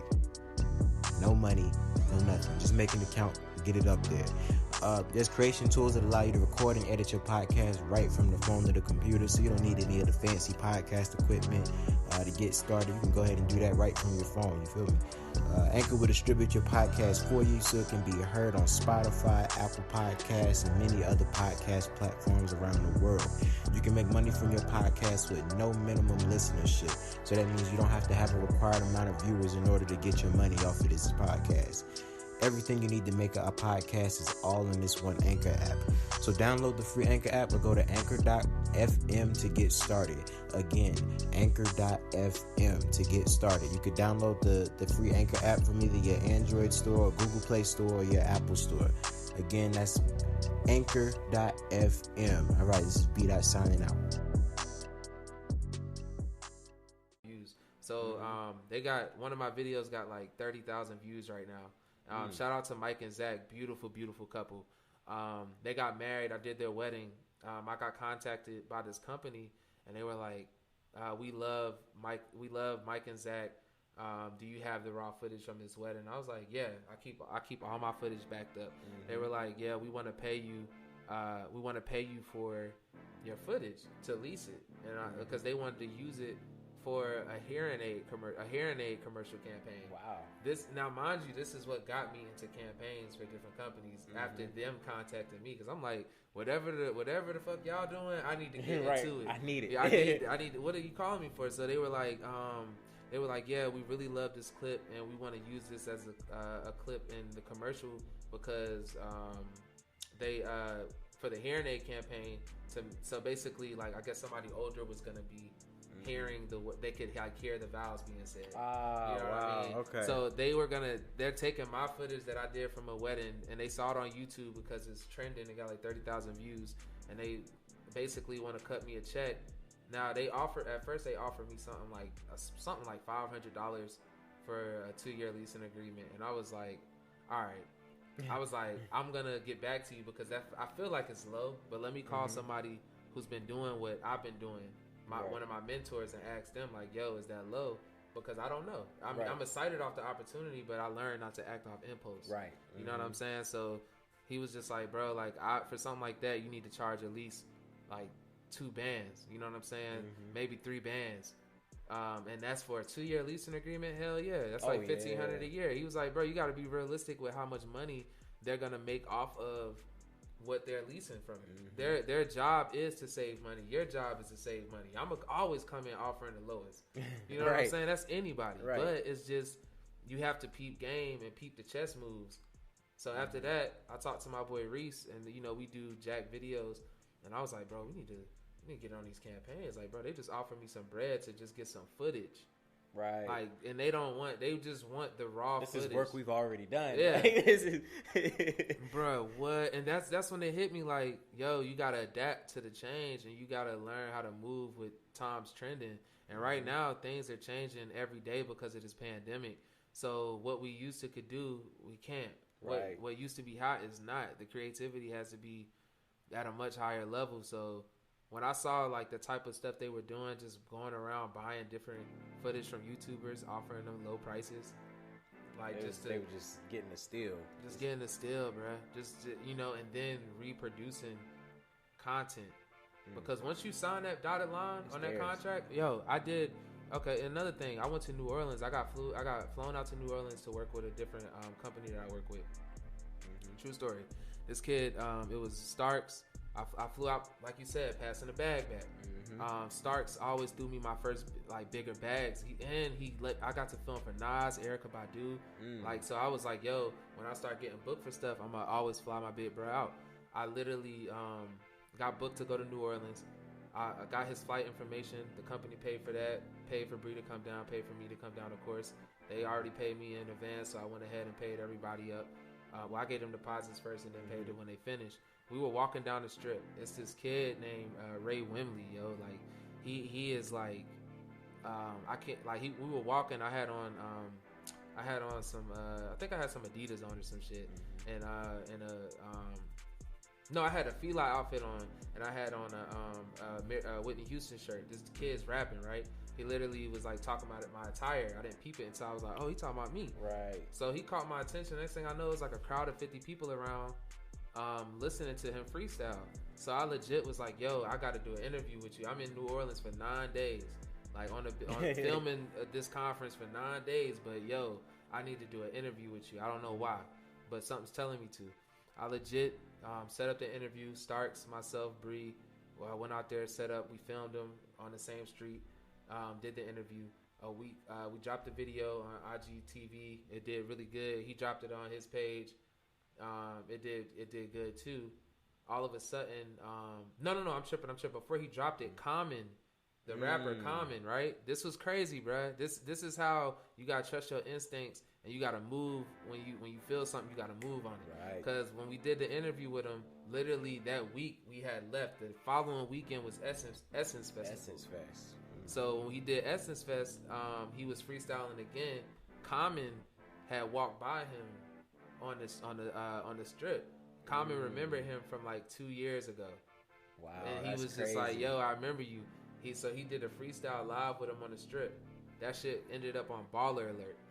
You know what I'm saying? Like, and like he went viral. Like Ray Ray ended up going on tour with him and everything. Mind you, I had just did the interview with him and we were dropping it the same day that had happened. So Ray ended up posting that interview on his page and it got like over 30 or 40,000 views. That got a lot of attention our way. Then Instaband Movies, it's a page called Instabands. They contacted me too, and they were like, "Yo, we have a documentary coming out," and they actually interviewed Ray Wimley after he did the freestyle with Common, but they didn't like their audio. They really probably didn't like their interview. They liked my interview that they saw on YouTube because everybody wanted to interview with him. After that, we just so happened to get it before this shit even happened. just by chance. Man, what? So they were like, they loved our interview because it was so much more raw and authentic. You know what I'm saying? Because he was really on, like, he was in his element. Yeah, he's a street rapper. He pull up, he plug his speaker up. He plug his speakers up off of a car battery, bro. That's how he works his amp and his mixer and everything off a car battery. Wow, get the fuck out. Bro, he don't have no car. When we got his number, he called a cab up to get dropped off uptown. Wow. You know what I'm saying? So it's just like, yo, no excuses. No excuses, bro. And this dude No on a car, excuses. bro, I'm talking about in a car battery to work your microphone and your amp. And then next thing you know, when we dropped that interview, he dropped our interview on his page. Took off, you know what I'm saying? So then Instabands, they got that, like I told you, they got the thing coming out on Netflix called Instaband Movies, basically when they interviewing different artists, DJ producers in the industry. And it's going to be on Netflix. They sent me a contract over. They wanted to use my footage, and I was, like, thrilled about it. But when I, like, bro, people don't read, bro. I was reading that contract. Ain't no way in hell I signed it. Oh, no. He got me fucked up. He got me fucked up. Like, bro, I'm talking about in there, bro, it was stuff like, now, I wasn't mad at them because they was covering their ass, bro. If anything, I gained some knowledge from it, bro. I was like, how can I put this in my contracts now? Right. Because I was just like, yo, they were literally talking about I couldn't sue them in the future. I was not entitled to any type of compensation based off of what they gross from the film. Oh, hell no. I wasn't, like, bro, but the wording, I'm just dumbing it down. Crazy. Bruh, and the contract was, and they were asking me about it, and I just never signed it because I was like, I mean, of course, the only thing I would get is credit from on Netflix. Like, it'll say Thomas Photography and Film LLC. But I'm like, man, hell no, man. I'm like, nah, I'm good. Like, you ain't gonna make all that money off of me, and I ain't gonna see you know nothing. what I'm saying? Like, we gonna be some rich slaves. Nah, I'm cool on it. And I learned to read, bro. Like, so contracts are important. You know what I'm saying? Being ready when opportunity comes is important, and learning when to, like, when I say be ready, like, just, you gotta be ready. Like, when I ran into Ray, like, I was like, yo, bro, can we do an interview tomorrow? Because we leaving Sunday, and then tomorrow's Saturday, could we do an interview? He was like, I'll see if we can get out here, bro. Like, he just came out there. We ain't pay him or nothing, bro. Like, and he legit, like, blessed us with the interview, man. And, like, he ended up going on tour with Common, too. You know what I'm saying? Like, they, to promote Common album. And this is, that literally shaped and changed his life. Now, he's, you know, I think he's up to, like, almost 100K followers now. Y'all can look him up, the real Ray Wimley Jr. And that's what it's about, you know, being able to, not like we were just talking about before we recorded. It's, you know, it's bigger than, you know, us. It's bigger than yourself. It's what you're, you know, doing. And don't get me wrong, you know, you are doing the business, you know, for yourself and your family as well. But you also want to make sure that you're impacting other people around you, because that's really, honestly, that is the self-fulfillment in doing business. Being able to change and mold lives and be able to prepare people, you know, to see that it can be done. So you never know, even if you're not, you know, to a point to where you're super successful, it doesn't matter. There's somebody younger that might be looking at you and like, hey, if, you know, if he can do it, I can do it. And the generations, you know, that I feel like they start grasping that a lot younger. Yeah. Because I forget half the time. I'm only 24. Oh yeah, man. So, yeah, like people tell me that all the time. They're like, bro, really? Yeah. I'm like, yeah, I promise you, I can show you my ID. And I tend to beat myself up a lot, so they'll be like, you're only 24. Take your time. I'm still glad I got like a couple more years left in my 20s, man. Like, for real, man. But yo, like, it's no greater feeling than seeing a growth. And people will acknowledge it, man. Like, the people that really support you and care. Cause I'm gonna tell you, man. Like when I first came to Shaw, I don't know, man. I was escaping, like, just doing a lot of dumb stuff, man. Like, I just knew I needed to change my scenery, you know what I'm saying? And man, I just seen so many people who came to Shaw, like started one way, and now like they at like a different point in their life, bro. It's amazing. And not just that, other people in general, man, like literally seeing somebody who like might not have had it all going together, may not even be a college graduate. That's cool, man. Save yourself $65,000, bro. Right. Save yourself some money, like, bro. Get on YouTube or find a craft that you're good at and blow that shit up, because all business is finding finding something you're good at, making a profit off of it, or I forgot my second point. But hey, look, because I was looking at you with the phone, bro. I forgot my second point. My bad. It fucked it up. Yeah, business really is finding something that you good, being able to make a profit off of it, or finding something that you can sell and be able to make a profit off of it. Being able to market, that's it. Like my man, you had on the panel. Noah. Yes. Yeah. Yes. 21. Yeah, man. I remember. 21. Yeah, I remember when Noah. He said he started earlier, right? Yeah, when Noah first started, when he was 18, bro. I still got footage of him like helping us out like on music video sets and stuff like that. Cause he had contacted me and was like, just like, yo, like he was just like bigging me up, not in a way to try to make it belittle him or nothing like that, but he was just like, yo, you inspire me, I like what you do, man. And I was just like, nah, it's cool, bro, like, because I had just started the full-time journey, you know what I'm saying? But he, like, one thing I will commend him on is he found a lane and kind of stuck in that lane particularly. So with video, you can bounce around a lot, because you could be known for weddings, you could be known for music videos, you could be known for all of this stuff, or you can find one lane, stay in that lane, and just blow that lane, master that lane. So, because you can be a jack of a lot of traits, but you should really focus on mastering one of them, and that's why I took my time for these weddings. Excuse me. That's why I took my time for these weddings, to really come up with some type of formula to know what I'm doing. Because you know, even researching it, because I was like, yo, like the music videos and stuff is cool, but I'm just tired of risking my life over $250. Yeah, man. Pocket, look, you know what I'm saying? Putting the gun in my face, bro. Yeah, bro. That shit's a dub. You know what I'm saying? I'm cool on it, and it's like, is it? A lot of these artists are not gonna make it past a certain point. So I'm not saying that to be disrespectful. I'm just saying, like, you have to be real with yourself, or at least is that the direction you want to go in when it comes to doing this type of work? Is that the direction you really want to go in? You don't have to do it 24/7. Nah, bro. Music videos is cool. I love it, bro. But like now, bro, if somebody asks how much for a music video, bro, I'm letting you know now, bro. I need $1,500, bro. Off the rip, bro. You see what the fuck going on? You know what I'm saying? Like, you see what's really going on. Like I've heard cases where people have been shot. Bro, somebody just got shot. Like, as we're talking right now, like, God forbid, somebody, like, bro, shit happens all the time. Yeah, you shared that picture that had me weak. It was the guy had the camera on the AK, on the Draco. My boy Sunhead said that to me, man. Funniest picture I've seen, but it would definitely change a lot. Oh man, bro, if you think you pointing a gun at me, like, let's be clear though, like, I always make sure that the artist, I be protecting the artist too. Because, bro, if you really know gun laws, bro, you can't do that. You know what I'm saying? Props. Yeah, they could be props, or it has to be unloaded. You know what I'm saying? And I always make sure it's unloaded and it's not one in the head, because I remember I was shooting a video one time for an artist, and he was like doing he was playing with like the stick or whatever, like, you know what I'm saying? That like, went off. Nah, it didn't go, no, it didn't go off. But okay. His cousin was like, "Hey, bro, be careful, cuz it's one in the head." And he was like, then the artist was like, "Oh, for real?" Damn, shit. Bro, like, you let me know after I put I'm like, bro, this nigga dead ass could have shot me, bro, because I don't even know if it was on safety or not. But I just knew that I had to be a lot more careful with my life, bro, because I'm not bulletproof, bro. You know what I'm saying? And a nigga my size gets shot, bro. Like, I can't do that. You know what I'm saying? It's not a good look. And I shouldn't have to wear a bulletproof vest. Yeah, bro. To a damn video shoot.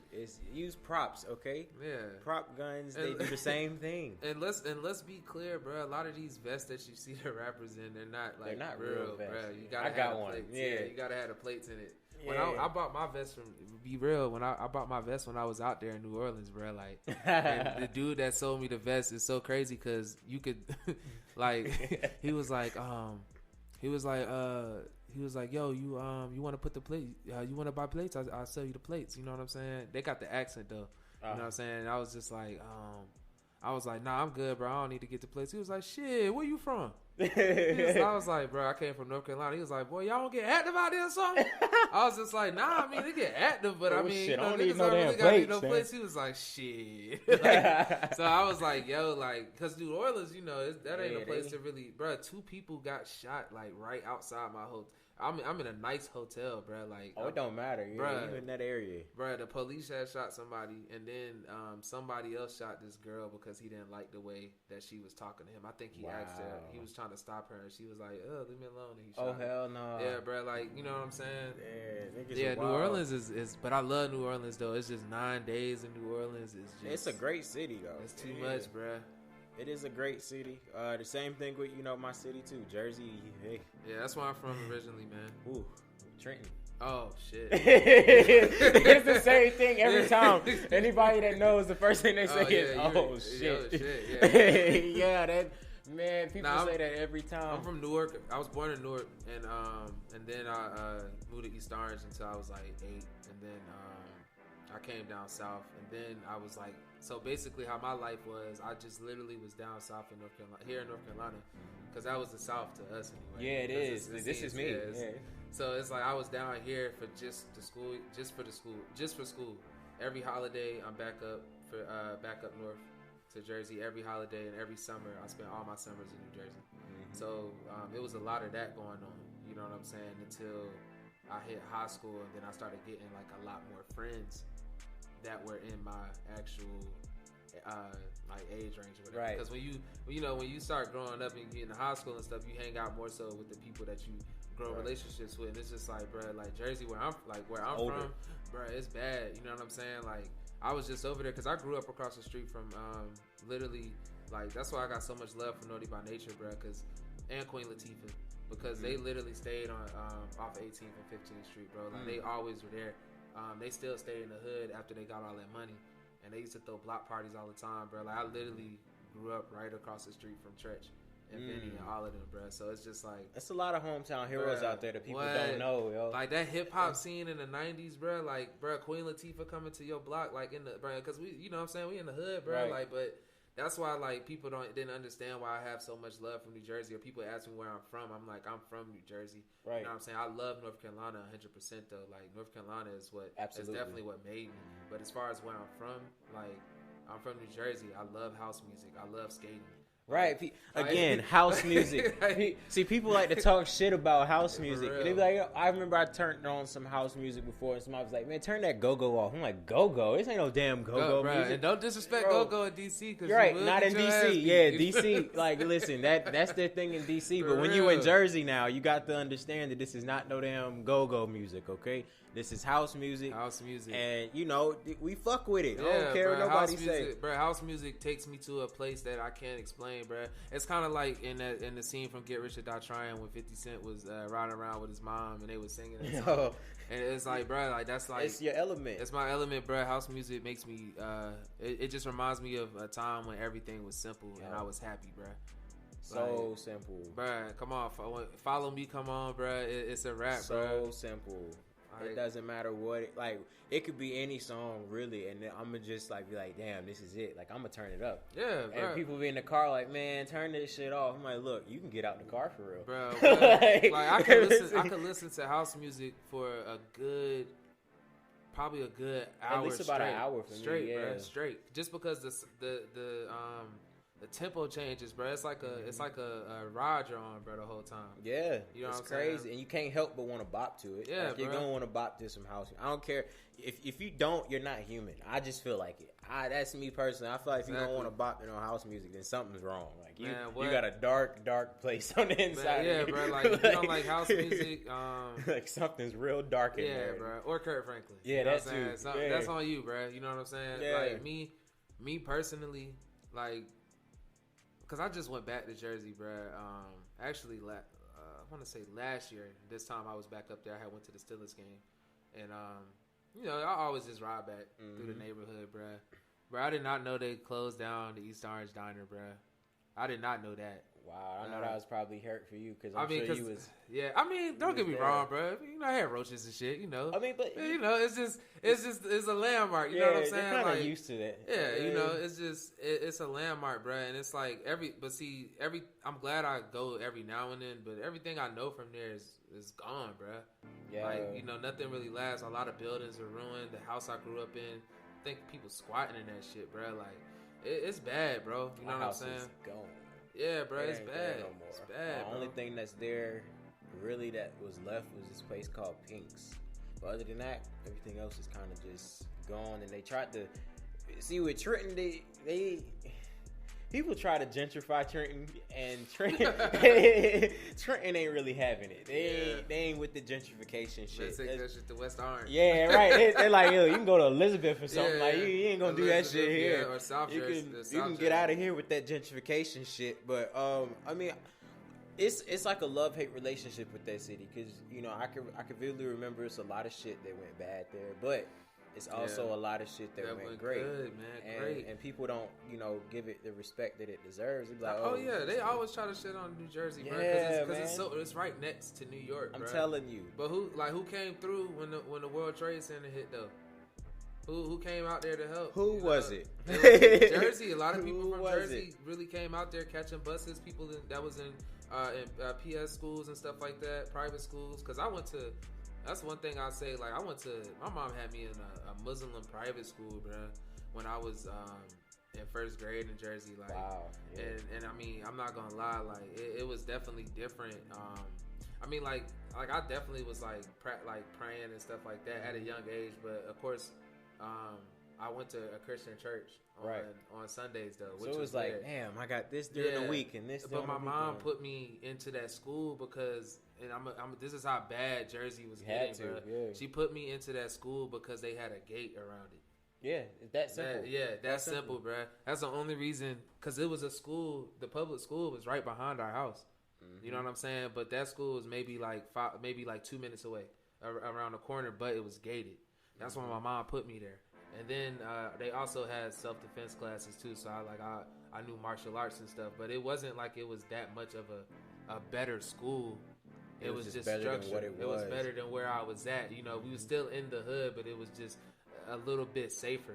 You know what I'm saying? And my mom told me she moved me here. I don't really remember this, but she said she moved me here because something happened at the park with my cousins. And you hang out with your older cousins a lot. You start saying things that you don't even know what the hell you saying. Right. So and she your said, mom's here. Yeah. No, she was there. Like it was in front of my mom. Oh God. Because you got them cousins that do what they want to do in front of their parents. Right. Like right. like let me see if I can just. Yeah, but no, she didn't get mad at me or nothing. She was more so like, oh no, we gotta move. She was like, we gotta go because she saw it. She saw what was about to happen as far as like you can't help but be influenced by who you influenced by. Right, you know what I'm saying? You are a product of their environment. Yeah, you are a product. That doesn't happen, but it. It's you gonna love your big cousins. You love your big cousins. They like your older brothers. You know what I'm saying? So, she just saw how I was acting. I think I was cursing. She, from her standpoint, like yelling out different things that I like claiming stuff, whatever. That's because that's what they do. And she was like, "Oh yeah, it's time to get you up out of here." So she told my father like, "Yo, I want to take Troy down south and raise him there."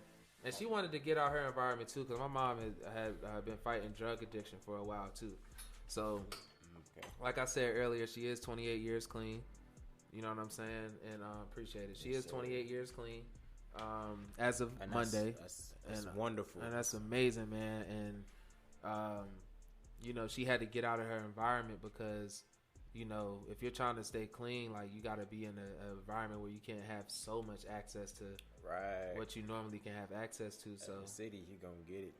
Man, what? Everywhere. It didn't matter, man. And it's crazy. I feel like everybody that stayed in the city like that has that same thing. It's like, this happened, so we moved. Like, because of me, everybody came down south. My mom, it was one moment. Like, it's, I had ended up losing a brother up there. Yeah, I so remember that you was talking about that in the poem you had spit your freshman year. I remember that. Yeah, so that was like, that was kind of like that was one of the things that my mom was like, okay, I'm gonna start looking. So like, I guess the equivalent, she was probably like a Zillow or something like that, looking like, we about to, shit is about to change. And then it came to where the house got shot at. After that, I've never seen a woman move so quick in my life. Like, she didn't even say shit. It was just like, okay, get in the car. Yeah. Let's go. Ma, what about the fuck it? leave it all and we here. That's your mom's job, man. Like, my mom knew, man, like that moment, bruh, like when I was tripping at a young age, I was probably like, I was 8, I think. They see the future. No, I was tripping. I was 7. And she was just like, like, I knew at the moment we had to go. Because my cousins used to have me doing stuff at a young age, like stuff I ain't supposed to be doing. Same here. You know what I'm saying? But it's what's there. It's what's there. That's funny it's funny to them to watch you do something that you're not supposed to be doing. So from saying different stuff, like, I remember one time they almost got me shot for... Because they told me to tell somebody else to, kiss my rear end or whatever, and that's when I learned not to invite nobody to my back, to my ass. You know what I'm saying? Like, don't tell, because it's like you have to be like extremely real. You have to grow up. Right. I mean, I'm young, but you have to mentally though, as a black man in America, like it's certain things that you can't do, whether it be because you are afraid of being arrested or being killed by the police, or having some type of conflict in your area. Right. So keep your mouth shut for the most part. So, but your cousins, that's what they do though. They put you out there to do stupid stuff and then protect you when it's stupid stuff. Right. When it goes down, they gonna be there. They gonna be there. It's kind of like it's a game. It's a game. They just want to have something to start. Like at this point, this gives them an excuse to go do something crazy right along with you. Because then I've noticed, because my older brothers did the same thing. So I would get into trouble out wherever we're at, and then they would retaliate, obviously. But then when mom comes around, they're like, "Well, we had to help him. We had to help him, but they didn't have problems with older. Right. It's just crazy how they would just throw you into the bus like that. But shit, I feel like if they didn't do it, they didn't love you. Yeah, and they teaching you just how to survive in that area. When I came to North Carolina, I was so like extra loud, like fast talking. Yeah, they didn't know how to handle that shit. Yeah, and everybody treated me weird, because this is. I mean, I came to Burlington. And, and Burlington is much love to Burlington. You know what I'm saying? No disrespect there, but Burlington was a different town. It was very behind, and it was slow. And I'm coming from East Orange, New Jersey. Like, we got to take public transportation and hearing everything moving. Yo, like, I remember we were.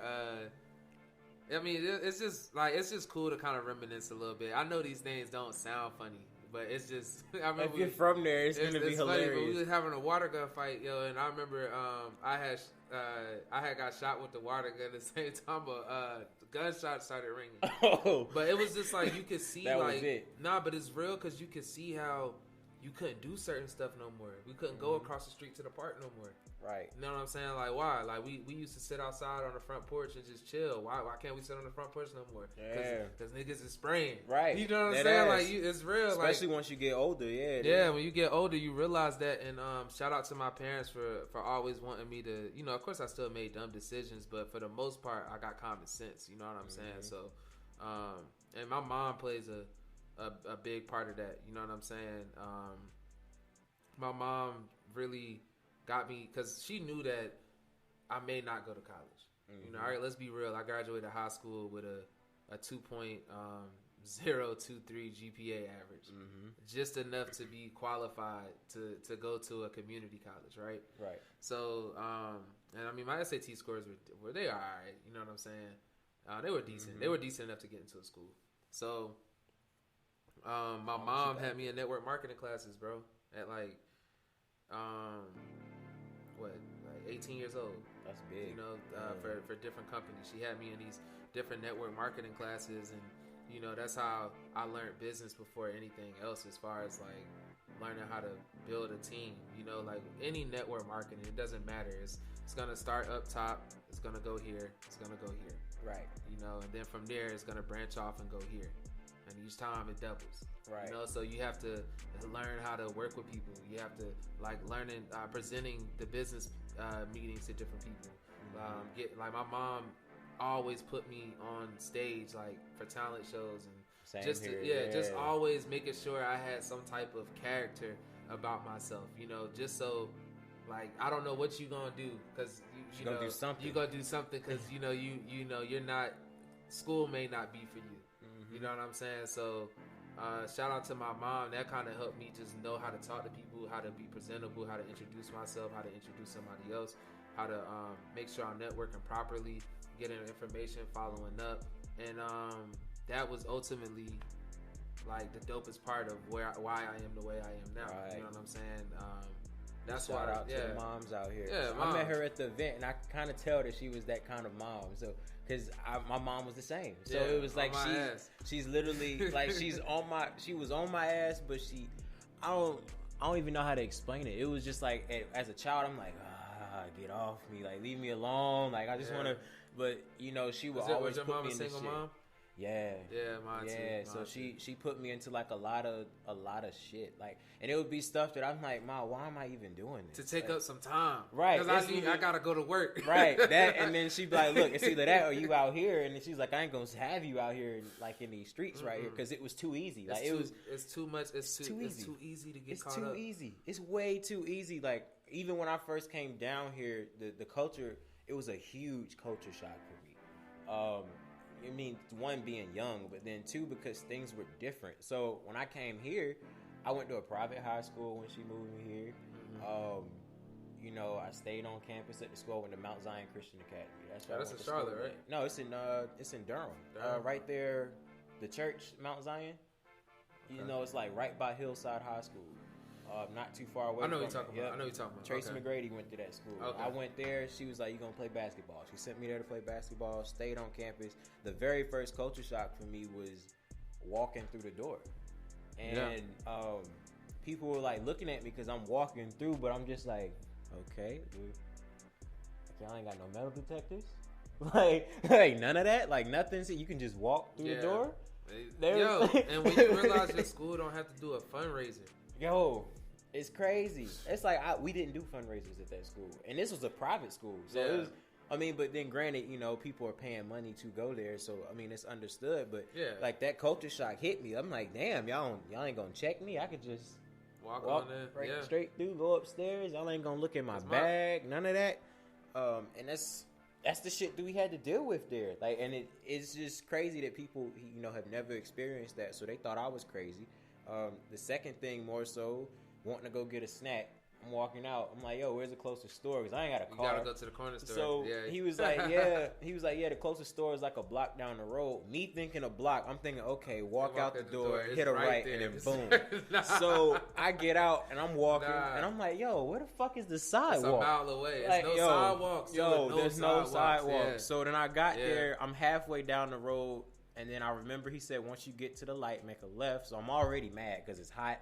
I'm walking way further than I'm supposed to. I make the left, and it's another long-ass road. I said, oh, bro, you've got to be kidding me. Yeah, this is not a block, bro. Yeah, when I came here, like, I had to, like, really walk when I came down south.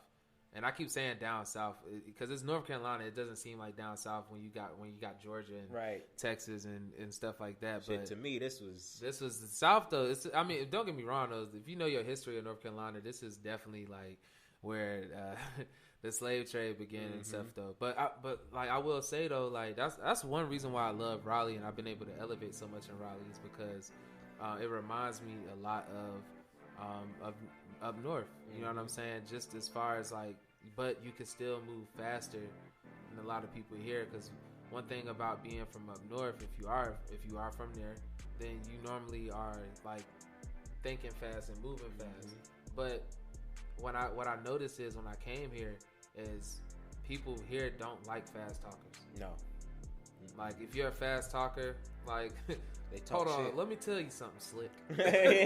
yeah. Like, they talk shit. They talk shit. They don't like that. You know what I mean? So I had to learn how to slow down my words and have a civil conversation with someone, but still be able to have that same type of hustle. You know, and That just always, always, even when I was in high school, man, I used to sell everything. I used to get all my DVDs from up north. I sold candy, like everything, you know, and I've always had a hustler mentality. Like 9 to 5s are cool. There's nothing wrong with working a 9 to 5. And if you don't have to. Yeah. But I highly suggest having a job. It's nothing wrong with having a job. Like, Not at all. if you have a job and to support your dreams, that's what the job is for. Because when you feel like as soon as you feel like you're making enough money, you quit that job, shit gonna get hard because you don't have that same income coming in. You may not like that job, but it's okay. Like, it's okay to work a 9 to 5. Like, I know that I may be out here and I may be hustling and bustling. I know there's a lot of other people that are hustling and bustling, but it's okay to be like, hey, let me work this job. Let me let my business grow. Right. And then in a couple of years, I have that option because my business will have enough money saved up by then. See, me, I didn't have nobody to tell me that shit. I like to tell like people, I want to be just like you. I always say, bruh, be better than me because I've made decisions that were not always the best. So, like me going straight from, you know, making great salary and leaving my job. Well, not leaving my job, but campaign season was over, and I went ahead and jumped straight into my career full time. I really had to take a lot of hits on the chin. I really had to learn a lot of things. That shit was hard. Like, you know, really like, and I was just starting off from a business standpoint. So you got to really think about the type of money that I have to make to maintain a lifestyle. And bro, I fell on my ass hard a couple times, man. Same here, you know, man. You know, so when I got a job, bro, when you get a job, man, keep your job. Like I wish I would have just stayed working in the political field a little bit more at that first time. Probably from 16 through 17. If I would have worked a little bit more consistently instead of trying to grind so hard, I probably would have been a little bit further ahead. Because you got to think about, you got to buy new shit, you got to reinvest in equipment.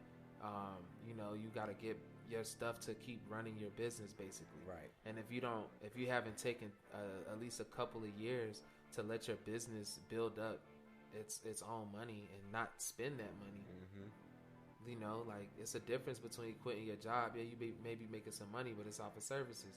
What if you like break your hand or something? Like, what if something happens? You know what I mean? Right. You know, God forbid. Like, then what? So it's like, if you allow your business to grow up some money and you got like $5,000 to $10,000 in your business account before you actually go out here and start, then if you do fall on your ass, it's okay. You can take a little loan from yourself. You be like, bro, I'm gonna pay myself back. You know what I mean? But if you only got like $500 in your business account and you done paid your rent for the month. Right. You got to worry about next month. Next month is around the corner, bro. Literally. 29 more days. It ain't going to sneak up on you. It's the same amount of time every month. So, you know, you got to build up. You wait until you build up a good network of people that's always calling you. Like, even before we started this interview, like, I had a call, like, want me to come to Virginia. Like, another person want me to come out to Cali to shoot a video in December. Like, it's like, you know, you get calls every day. Out of those calls, like, you got to play the numbers game. Some are going to book and some are not. But it's like you are making some type of stable income. Right. You know what I'm saying? So you got to do it. Like, it's hard to work for yourself like 100% of the time. That shit sound good, but that shit ain't sweet. It comes with a lot of sacrifice and I'm gonna say it again, sacrifice and a lot more sacrifice. Yeah. People not gonna see the work you put in. People ain't gonna see how many times you ask God for this shit. Yo, you know and damn near like cry.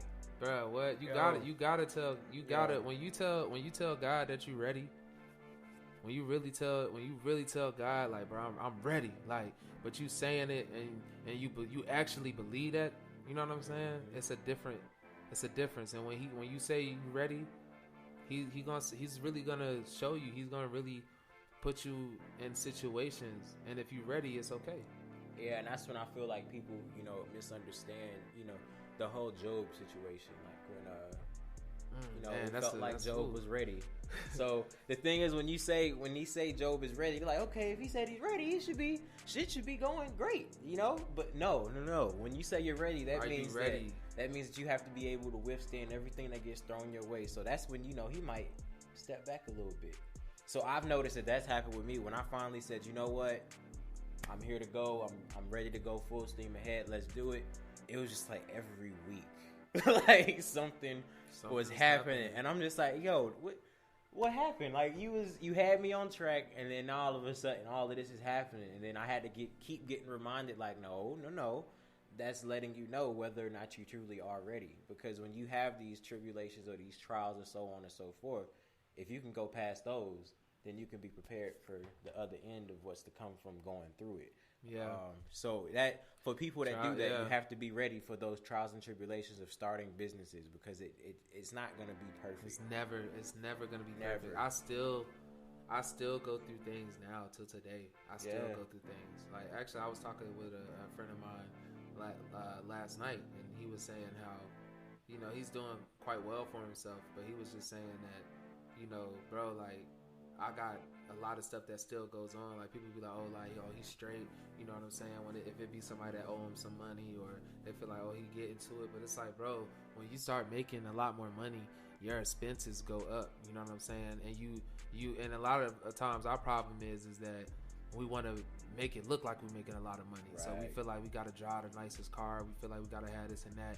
We got to make a high-ass car payment, and you got to pay for health insurance. Oh, let's not even talk about rent that you got to pay every month. Water, electricity, clothes, food. You know what I'm saying? Right. Everything that you need. Yeah, so it's just like, but your lifestyle costs more. And then when you making money, of course, you can't stay in the same place that you staying at, because, everybody just be letting people know that they're making a lot of money. We ain't never had it before. You know what I mean? Right. So that's the first thing that we do. And unfortunately enough, that kind of sets us back a little bit, but it's okay, because for some people like myself, I like to see my brothers win. I like to see people shine.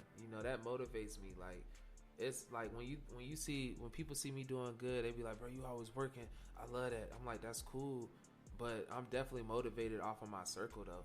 Because I'm motivated by this brother over here that's doing that, because that make me want to go harder.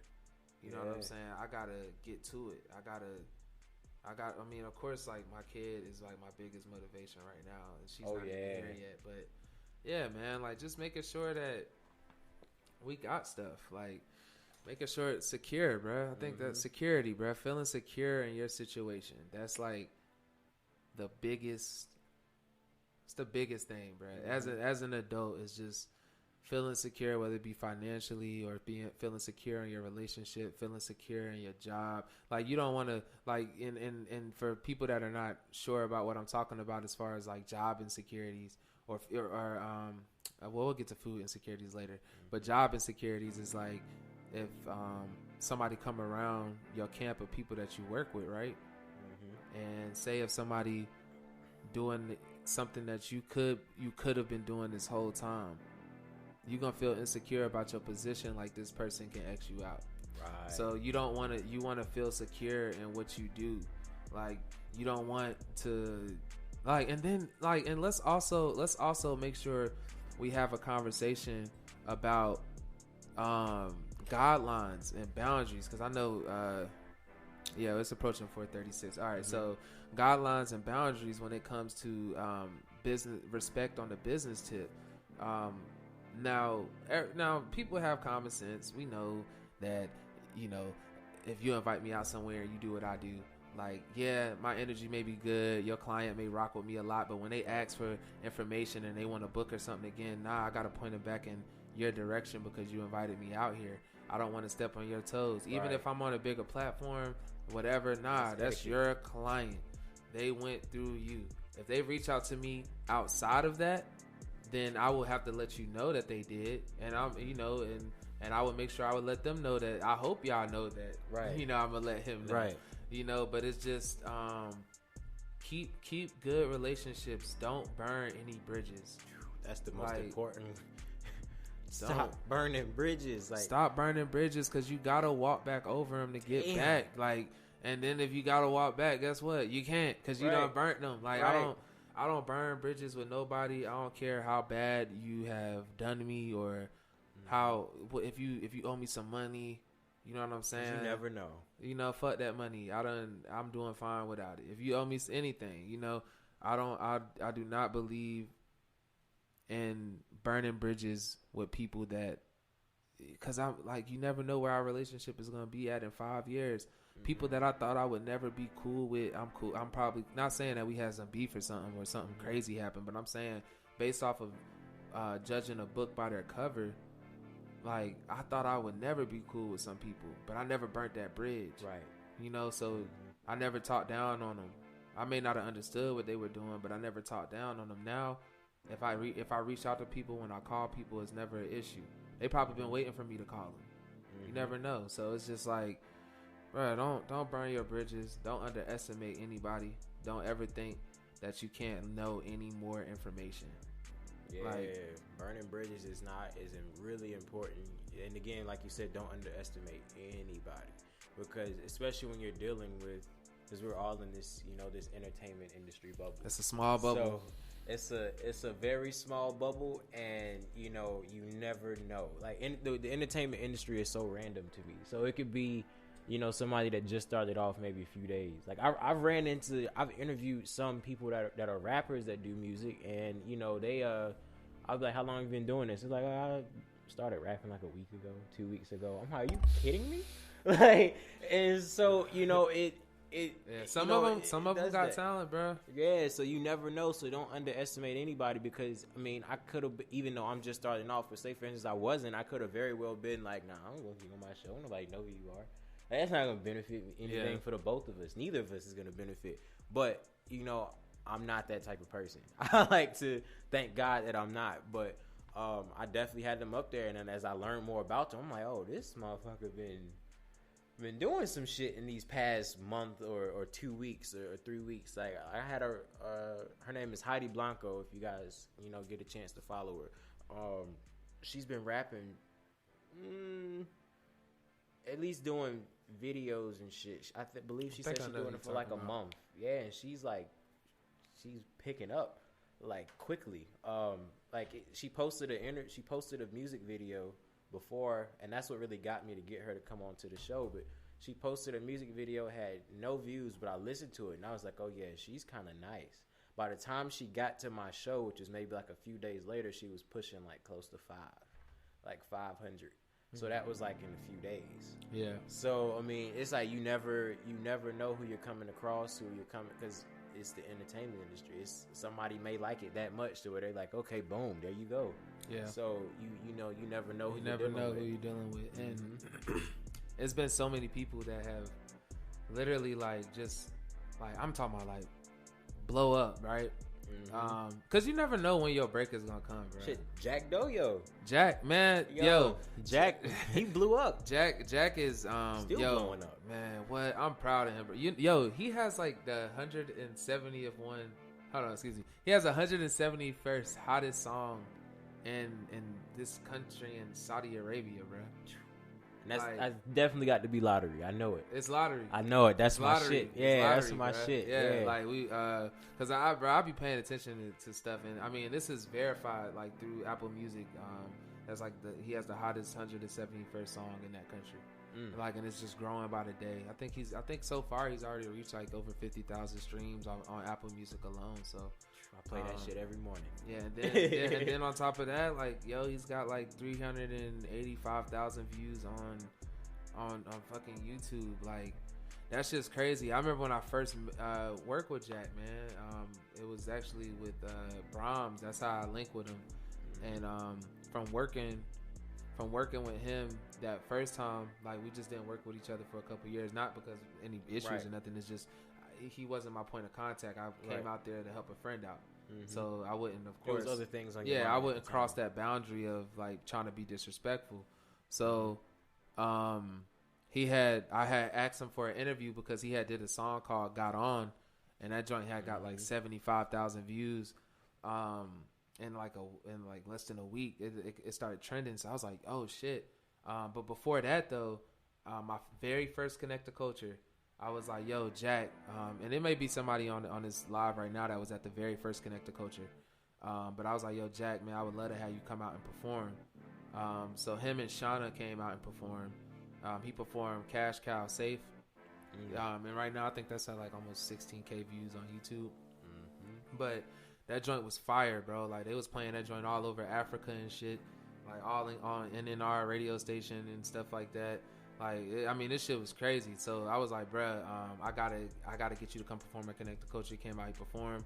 Then he got on, and I was like, yo, I would love to interview you because you got like over 70,000 views. So I interviewed him, and the energy was just it was such good energy. We just chopped it up afterwards. He was outside. He was like, yo, I really want you to like, you know, be a part of the unit, bro. I just love the energy, bro. Every time you ask me to come out, it's never anything crazy. You always just kind of want to put me on a platform, you know what I'm saying? I was like, yeah, bro, I'm a fan of the music, bro. Yeah, his music is saying? really, like, it's really like that. Yeah, bro. Yeah, he got a song called Like That too. That joint that like that joint is at like almost 40K views right now too. So, like legit, bro. Like I can't even hold you. Like, we talked. He was like, yo, get on the phone with Reese. Let's just all chop it up. We had a group FaceTime. Reese was cool as hell, and Reese actually just graduated from like Western Carolina University. Congratulations on that. You know what I'm saying? Yeah. So he was like, yo, like let's all like have a convo. We talked, we chopped it up, and then from there, like right before the pandemic came through, like we've been grinding. Like, so we shot Don Dada. Don Dada was the first one that we shot. That joint got, I think, 20-something thousand views right now. And yeah, man, from there, like we just been getting better and better. We've always stayed consistent with investing in equipment. Anything that we need to go, that has to go towards the budget, man, we just make it all happen. And legit, man, that's like what it's about. That's why, like, it's such good vibes now when you see something like Paper Chasing, which is actually, bro, I don't even want to cap, bro. I got to look it up on my laptop. But Paper Chasing, just to make sure, it might be at like 100K, bro. Like, I can't even lie to you. Like, it was just at 50K yesterday. Lottery, like I said, 385,000. But really, like, we knew something was gonna hit, but it was Do Better, and Do Better was a very, very simple video, black and white, no edits, just all shots. But that's sometimes all it takes. Man, it's simplicity, bro. Yeah. What? That shit got like 270-something thousand views. But that shit took off, and then everything he dropped after that, it's a go, bro. You know what I'm saying? He's a great guy, man. I met him at your event for the first time personally. I was listening to his music before I met him, though, because, I mean, I was on your page, so I saw, you know, you promoting his music. But I met him. I think I met him at the bar setup that you had there, and he just walked up to me. He was like, "Yo, who are you?" that sound like Jack. I was like, "What do you do?" I was like, "Brandon." He was like, "Have I seen you somewhere before?" I was like, "No." I mean, but you know, you do now. What's up? What's going on? He was like, "What do you do?" Like straight like that. I was like, "Oh, I do, you know, podcasts and so on and so forth. I just started it." And he was like, "Oh, really?" Yeah, swap contact information, straight like that. Like, it wasn't even off of, you know, that. And I love people that are like that. He was just so down to earth, so humble, and so genuine. He could have very well been like, "Oh, okay, that's cool," because he could have been like, "Oh, this is just starting out. This ain't nothing for me." But he's not like that. He was like, he wanted to see like, what do you got going on, and if you're serious about what you're doing, then he's gonna be like, "Well, this is how we can kind of make some stuff work." You know what I'm saying? And yeah, like, he's very serious about it. A great overall person. Vibes is crazy, and I love meeting people like that, because it's kind of like when you meet somebody like that and they match your vibe and your energy. It's incredible what you can actually do with somebody when their energies and their vibes match. I'm big on energy and vibes. That's something that I pay close attention to with people. It's important. That's what's been important with us working together. And like he's at Paper Chase is at like 63K right now. So it's and he dropped that as a surprise, but right after Lottery came out. But yo, I'm sorry, I be getting mad hyped though sometimes. Did you see how they dropped the Tom and Jerry trailer? Yeah, I saw that. Bruh, yeah, I was kind of excited about that, man. And then like, and what's crazy is we put Tom and Jerry in Lottery, like, so it's just like, Oh wow! But in a lot of that could have been. videos, You never know. Nah, I doubt that. You could. What I mean by that is you could probably have something going. Oh yeah, that's the goal now. But I think naturally, that's gonna gravitate even more people towards it, just because it's on their mind. Yeah, Tom and Jerry. Like, where did I see that at? Oh, I just saw that in that kid's music video. So, yeah, man. I don't know, man, and I don't see us slowing down no time soon, because he just don't stop making fucking music, bro. Like he makes music, bro. It's good music, bro, and it's like he's always recording, and it's like some of his music, and to be clear, I am a fan of the music. That's why I speak so highly of it. But some of his music is ahead of his time, bro. Mm-hmm. Like I had to have a talk with him. I was like, hey, listen, man. Some of these songs we can't shoot these music videos to, only because like they a little bit ahead of their time in this budget that we got going. He's creating the sound, honestly. Yeah, bro. Yeah, the sound is great. Like you've got those artists that come and create their wave. Like, you got the Pop Smokes. He created that wave. Yeah, you got XXX, and people started coming out sounding like them. I feel like that's the same thing that could happen with him. Future was one of those. Is everybody daddy.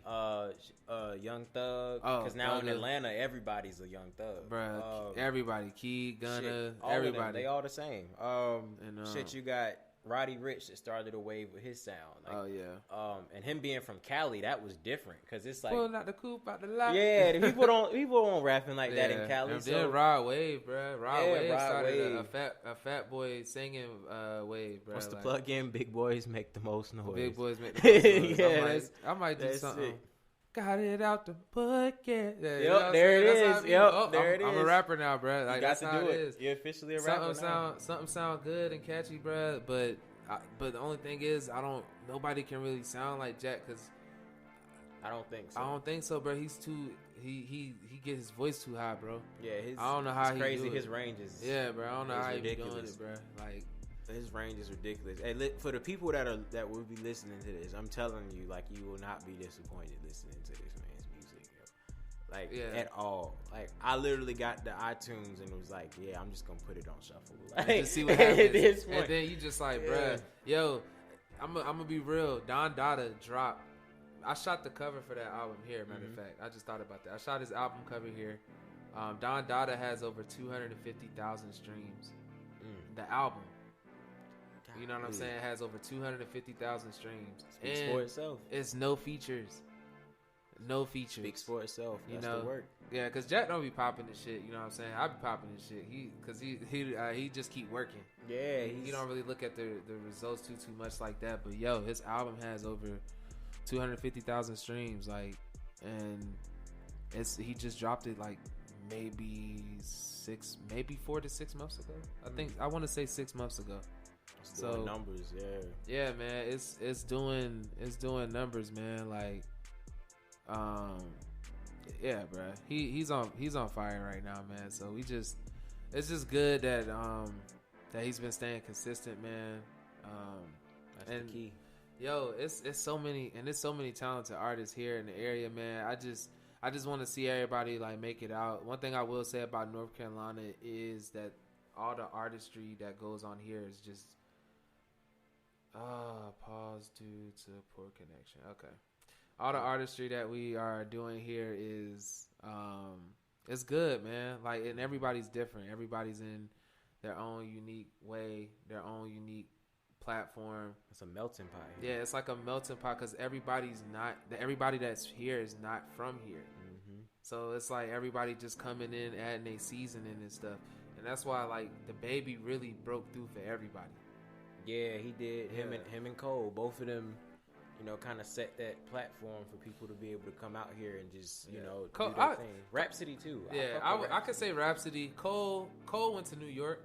Yeah, he did. But he did get a lot of love from North Carolina, especially the Ville, though. You know what I'm saying? He gets a lot of love. Specifically the Ville. Yeah, specifically the Ville and Raleigh, because we so close. Mm-hmm. Like, you know what I'm saying? We really rock with Cole. You know what I'm saying? I think Cole actually live in either Raleigh or Cary, one of the two. I think it is Raleigh. Yeah, he stays out here, though. Mm-hmm. But it's just like, the Baby is the one that did it on a different spectrum. He blew up out of North Carolina. Like, ain't nobody really ain't nobody has done that besides PD Pablo, and that was like 20 years ago. That was it. You know what I'm saying? Like the baby did it, brought Stunner. Tusi is on fire right now. Oh yeah, shout out to Tusi as well. Tusi is like on fire right now, man. He's out of here, you know. So, and that's good too, man. Being able to change your family life, bro. That's the goal. That's the goal. Especially getting that opportunity. Most people, you know, don't get the opportunity to do that. So, it's good to see that people get that opportunity and they do the right things with it. Because there's gonna be a lot of people, you know, as they're younger, they're like, yo, I can't wait to, you know, pop off, get big, because I'm gonna do this, I'm gonna do this, I'm gonna do this, and then when they get it, it's definitely not what they said they were gonna do. So it's good to see people that continuously keep that, you know, that grounded, you know, thought process when it comes to doing what they got to do when they get what they want.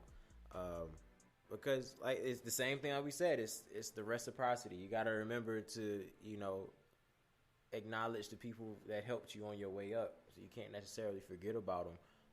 Even if it's something as simple, somebody letting you sleep on their couch, so on and so forth. Like that has to be appreciated. That was a part of your process. Because who knows if you didn't have that couch to sleep on? Yeah, a lot of people are. It's a pride thing. Mm-hmm. You know what I'm saying? And we all have it. You know, for me, I don't really like asking anybody for anything.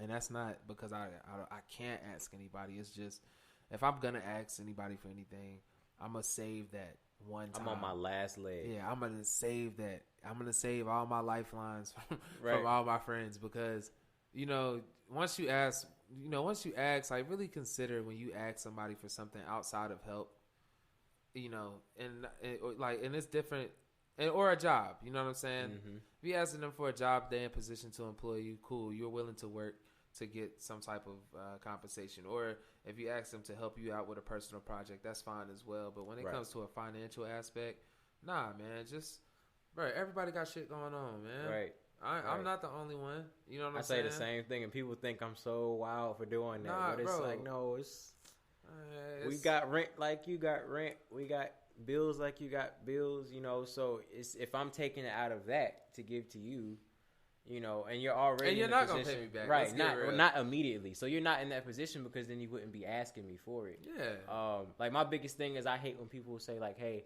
let me borrow this till tomorrow." Or borrow this till the end of the week. Okay, well wait till tomorrow or the end of the week. Like if it's something that can be held out, you don't need it right then and there, because then that takes out from what I have to do that I may have needed something for tomorrow, and now I can't because I gave it to you.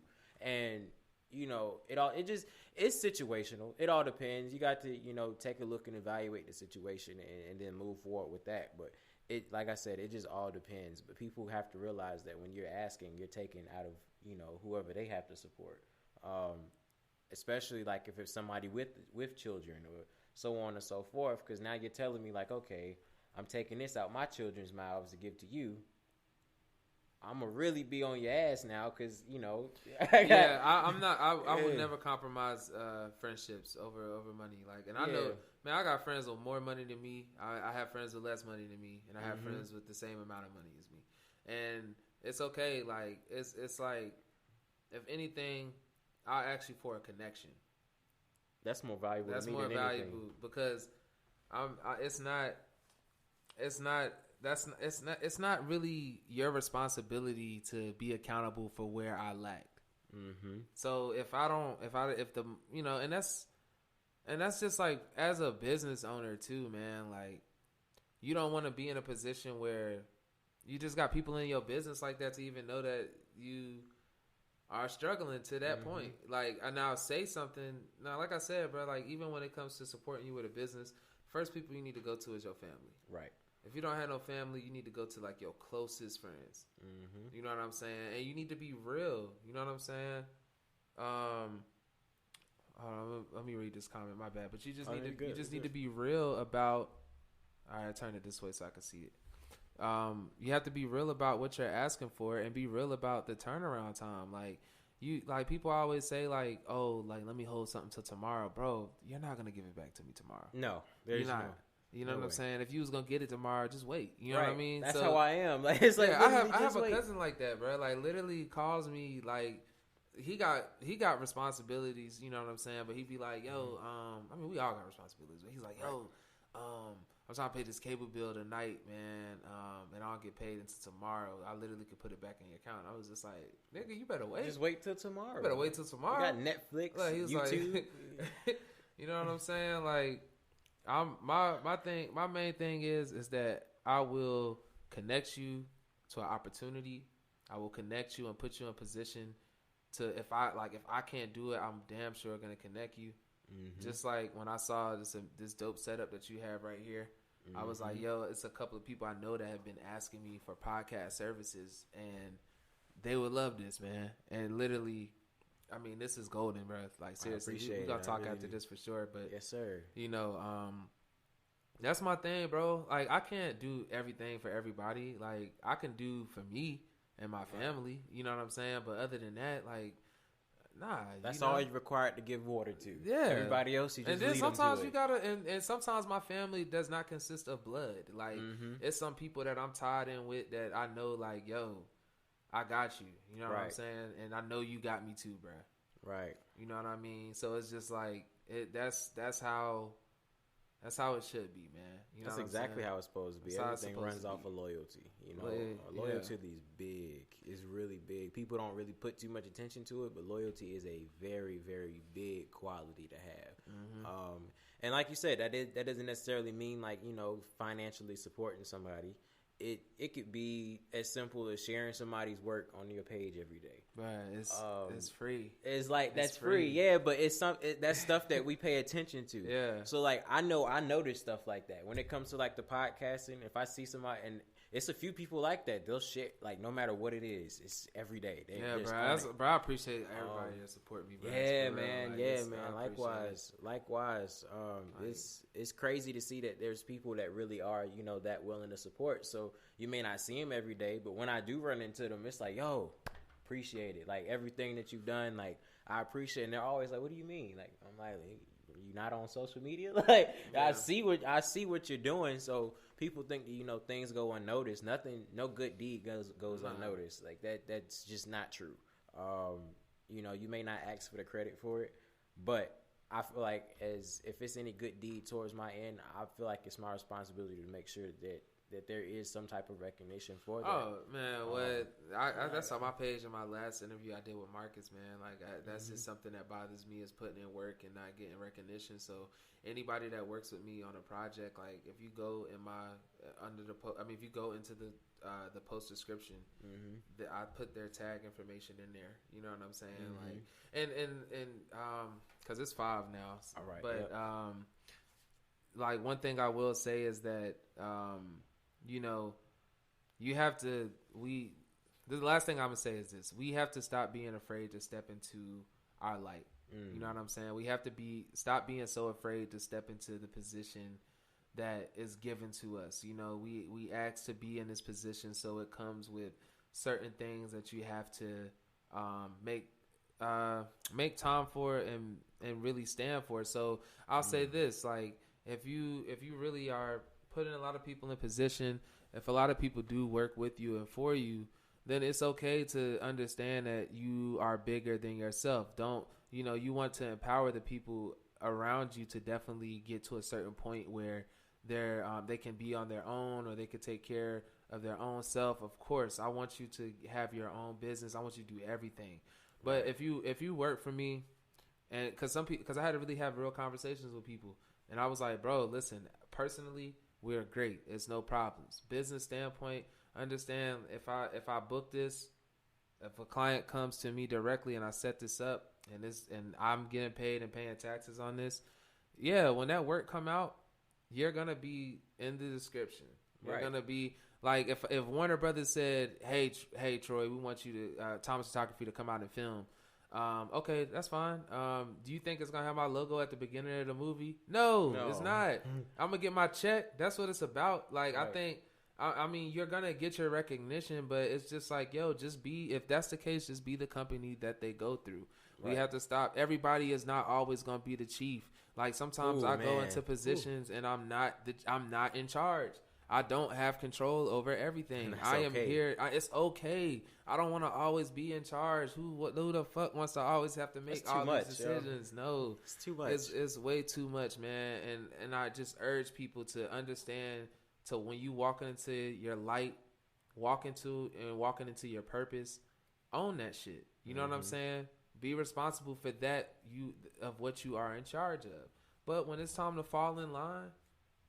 Right. My people's telling me the same thing all the time. They're like, look, own what you supposed to be doing. If your job is to flip the light switch, you better be the best light flip. You better be the light best switch flipper you ever did in your entire fucking life. And that's what it is. It starts small. You start small with everything. Nothing you start at the top. You always have to progress your way up. That's why I love talking to Asia Sky, talking to her about. Shout out to Asia Sky. She did such an amazing job. Incredible. She has a show called The Come Up. If you guys ever have time, take a chance to go listen to that. But her Come Up is crazy, and it's crazy. Her show is called The Come Up. But she pretty much told me that she worked her way up, and and you have to do that. Those are things you have to take steps. You can't just start step 1 and then skip to step 30. Like, it doesn't work like that. Now there's some situations where you may get like that immediate like boost, but for the most part, you still have to put some work into what you're doing. So yeah, I'm glad you touched on that. Man, listen, I appreciate your time. Yeah, man, we definitely been chopping it up for a minute. And this is cool. It's good. It's definitely good to talk. That's why I like podcasts, because I love Drink Champs. That's like one of my favorite podcasts, man. Bro. I could sit back and watch Drink Champs all day. So, and their joints be like 3 hours long. Yeah, people. I'm crazy. I'm like, yo, people really sit here. Bro, I be watching. I will watch an entire episode. My girl will let you know. I will watch an entire episode of Drink Champs. I gotta watch Hitmaker episode too while I'm finishing up some emails. Like, as soon as we get done, I gotta hop on the computer because I'm behind on work. But yo, this is dope, man. I'm gonna speak some positive words of affirmation over everything you're doing, man. I appreciate it. You definitely are good at it. I could tell that you care about what you do. Yes, sir. How you're not nervous about none of what you got going on, bro. You really on your shit, brother.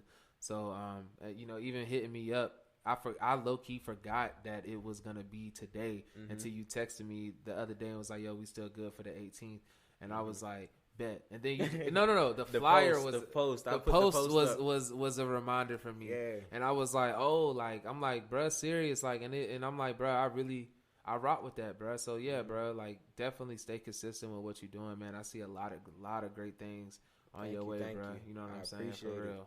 I appreciate it. I mean, that starts with, being able to see what was around me too. Like you said, you never know who you influence and you know who's watching. So I've been one of those people that, sits and watches things that you do, and it's definitely an influence. Appreciate for me. you, bro. Thank you, man. And I definitely appreciate it because, you and other people were, how this came about. Seeing I appreciate it. I could, it could be done. So, oh yeah, bro. You're going to have some dope people up here, man. Yeah, tell your cameraman, man. Man, get it together. Listen to my damn song. Get it together. We got to listen to the cameraman song. Got to listen to the cameraman song. Get it together, man. But once the video portion come into this, like it's definitely gonna be a wrap, man. You know what I'm saying? And then that's like other sources of income.